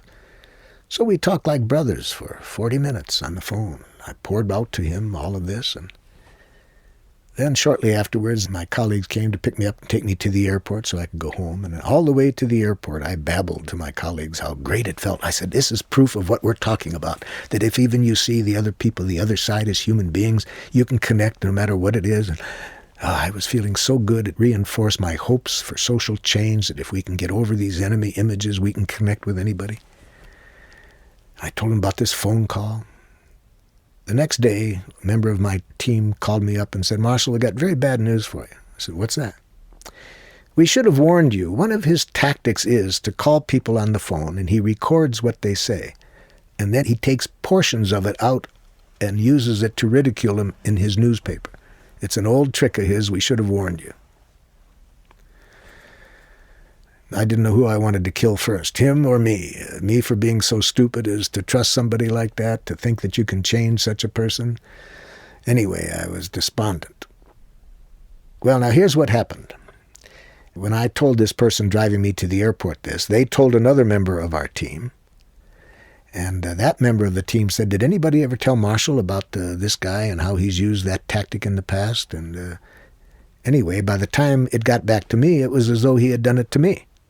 He didn't do it to me.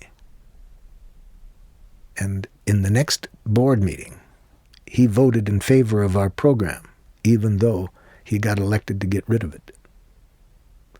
That was an important lesson for me in social change. It showed me how it took me 3 hours the night before to go from my enemy image of the other side, to deal with my pain, the despair about social change, to get myself in a position that I could see the other side as human beings. And it took me 5 seconds the day after to lose that again on the basis of a rumor about the other side. So this is for me a very important part of social change, to build into it, this continual keeping connected to the spiritual energy that I think needs to be behind social change. That it comes from our seeing the beauty of what we're for, and not that there's bad guys that we're out to conquer. Another important part of social change is gratitude. But not just social change. Gratitude is very necessary to sustain the kind of spiritual consciousness that nonviolent communication tries to support. Because when we know how to express and receive gratitude in a certain way, it gives us enormous energy to sustain our social change efforts, but to sustain it through the beauty of what can be, rather than out of an attempt to conquer evil forces. I first got a heavy dose of how important gratitude could be by working with a powerful social change group in Iowa, a feminist group, and I was admiring what they had been getting done, and I felt honored that they wanted me to show them how nonviolent communication might help them in their social change efforts. But one thing was driving me a little batty in my 3 days with them. Each day they would stop at least a couple times to express gratitude, to celebrate things that they wanted to celebrate. And at that time, I was so preoccupied by how much needed to be done in the world that this was very frustrating to me, to stop a meeting and just give celebration. We got so much racism, sexism, all of these things. They need to change, and so I was kind of preoccupied so much with what needed to be done that I didn't see much room for celebration. So on the third evening, after our work was done, I was having dinner with the leader of this group. She said, "What was it like working with our organization?" And I said, "Well, to tell you the truth, I admire very much what you folks are getting done. It was a pleasure to be here. One thing that was a little awkward for me was how often you stop and celebrate and give thanks, and I'm just not used to that." And she said, "Yeah, I'm glad you brought that up, Marshall. There's something I wanted to talk to you about. Aren't you worried about any social change effort that's just so preoccupied with how horrible things are that you come from that energy rather than reminding yourself constantly of the beautiful side of life?" And so that's why we do gratitude in our social change efforts. We want to all along, even though we know there's so much to be done, We want to really stop and give gratitude to whatever people are doing that is really supporting what we're working toward. And that started me thinking of how much my consciousness was shaped by how bad things are and how much they need to happen, and how much even in my social change efforts this then was creating me being a pretty scary guy, so intent. And from that point to the moment, which has been about 30 years now, I have been working very hard to build in the expression of gratitude into our training in nonviolent communication, to see how it can sustain our living in harmony with our spiritual values. Because the more we express and receive gratitude in a certain way, the more it reminds us of the spirituality that nonviolent communication tries to support. As I've said, our spirituality that we're trying to support is to make people conscious moment by moment that we human beings, our purpose in life comes from compassionate giving, compassionate service. There's nothing more wonderful than exercising our power in the service of life. That's a manifestation of our divine energy within us, that is our greatest joy, to use our efforts in the service of life. So we show people how to express and receive gratitude in nonviolent communication in a way that has that effect, that helps us to sustain our lives in harmony with that spirituality. But that means being conscious of how often we have been taught to express gratitude directly counter to supporting that kind of spirituality. So in nonviolent communication, we suggest never to give compliments or praise. To see that saying to somebody, you did a good job, you're a kind person, you're very competent, that's still using moralistic judgments. That's still creating a world different than the world that Rumi is talking about when he says there is a place beyond rightness and wrongness. I'll meet you there. When we're using judgmental words, praise and compliments, it's the same form of language as saying to somebody you're unkind, you're stupid, you're selfish. So we suggest to people to be conscious that the positive judgments are equally as dehumanizing to people as the negative judgments. And we also suggest be particularly conscious of how destructive it is to give positive feedback as a reward. Don't dehumanize people by complimenting them or praising them. Now, when I say this to managers in industry or to teachers, they're often shocked. They've often been in training programs that teach them to compliment and praise employees or students daily because performance rises. And I point out to such people that if you look at the research, you will see that, yes, children work harder when they're praised and complimented. Employees work harder when they're praised and complimented for a very short time, until they sense the manipulation, until they sense that this is not the real stuff, this is not gratitude from the heart, this is another manipulation, another way of trying to get you to do things. And when people sense the manipulation, the production no longer stays high. If you want to read further the danger of using praise and compliments and other rewards, read Elfie Cohn's book, Punished by Rewards, to see the violence of rewards, to see that it's the same violence as punishment. They both are means of control over people. In nonviolent communication, we want to increase power, but power with people, not over them. So, how do we express and receive gratitude in nonviolent communication? First, the intent is all important. The intent is to celebrate life, nothing else. We're not trying to reward the other person. We want the other person to know how our life has been enriched by what they did. That's our only intent. And to make clear how our life has been enriched, we need to say to people three things to make it clear. Praise and compliments don't make these three things clear. First, we want to make clear what the person did that we want to celebrate. What action on their part enriched our lives? Second, we want to tell them how we feel about that. What feelings are alive in us as a result of what they've done? And third, what needs of ours were met? I hadn't made this clear to a group of teachers I was dealing with. We ran out of time this day, and just as I was talking about how to express gratitude in nonviolent communication. And after the meeting, one of the teachers ran up to me, and here's how she expressed her gratitude to me. Her eyes were shining, and she said, "You're brilliant." I said to her, "It doesn't help." She says, "What?" I said, "Telling me what I am doesn't help. I have been called a lot of names in my life, some positive and some far from positive. And I can't ever recall learning anything of value by somebody telling me what I am. I don't think anybody does. I think there's zero information value in being told what you are. But from the look in your eyes, I can see you want to express a gratitude." She says, "Yes, and I want to receive it. But telling me what I am doesn't give it to me." Well, she said, "What do you want me to say?" I said, "Remember what I said in the workshop today. I need to hear 3 things. First of all, what did I do that made life so wonderful for you?" She thought for a moment and said, "You're so intelligent."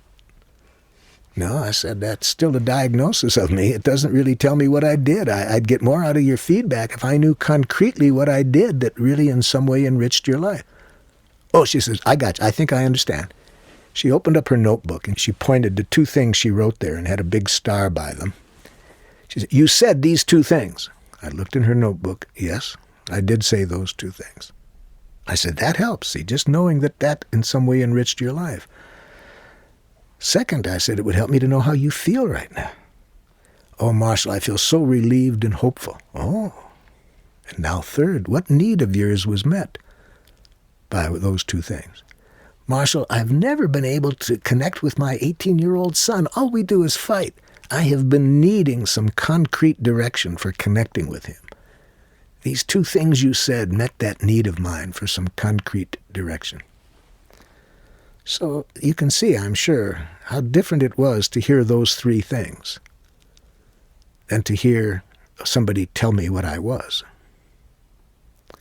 So that's how we express gratitude in nonviolent communication. Now I'd like to suggest how to receive gratitude in nonviolent communication. And we find in every country how hard it is for people to receive gratitude because their prior training has taught them that you should be humble, you shouldn't think you're anything. And so it's very hard for people to receive gratitude. For example, English-speaking people, they often look terrified when you express gratitude to them. And here's what they say. "Oh, it's nothing, it's nothing, it's nothing." French people, same thing. "De rien." Spanish, "de nada." Swedish, "ash." So all over the world I've asked people, what makes it so hard to receive gratitude? Here's the answers I get. "Well, I didn't know that I deserved it." See, this horrible concept of deserve. So you have to earn things, you see? So it makes it hard even to receive gratitude. You have to worry about whether you earned it. Or sometimes they'll say, "Well, what's wrong with being humble?"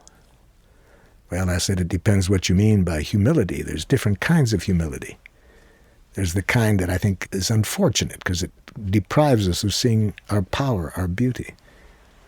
I like the way Golda Meir, the Israeli prime minister, talked about this false humility to one of her politicians. She said to him once, "Don't be so humble. You're not that great." But I think the most important reason why people find it hard to receive gratitude is powerfully spelled out in the Course in Miracles. They say in the Course in Miracles, it's our light, not our darkness, that scares us the most. You see, sadly, we've been educated for all these years, 8,000 years, in this world of moralistic judgments, of retributive justice, punishment, reward, deserve. We've internalized this language of judgments, and it's hard for us to stay connected to the beauty of what we are within that framework. So nonviolent communication shows us to have the courage to not be scared of facing the power and the beauty that is in each of us.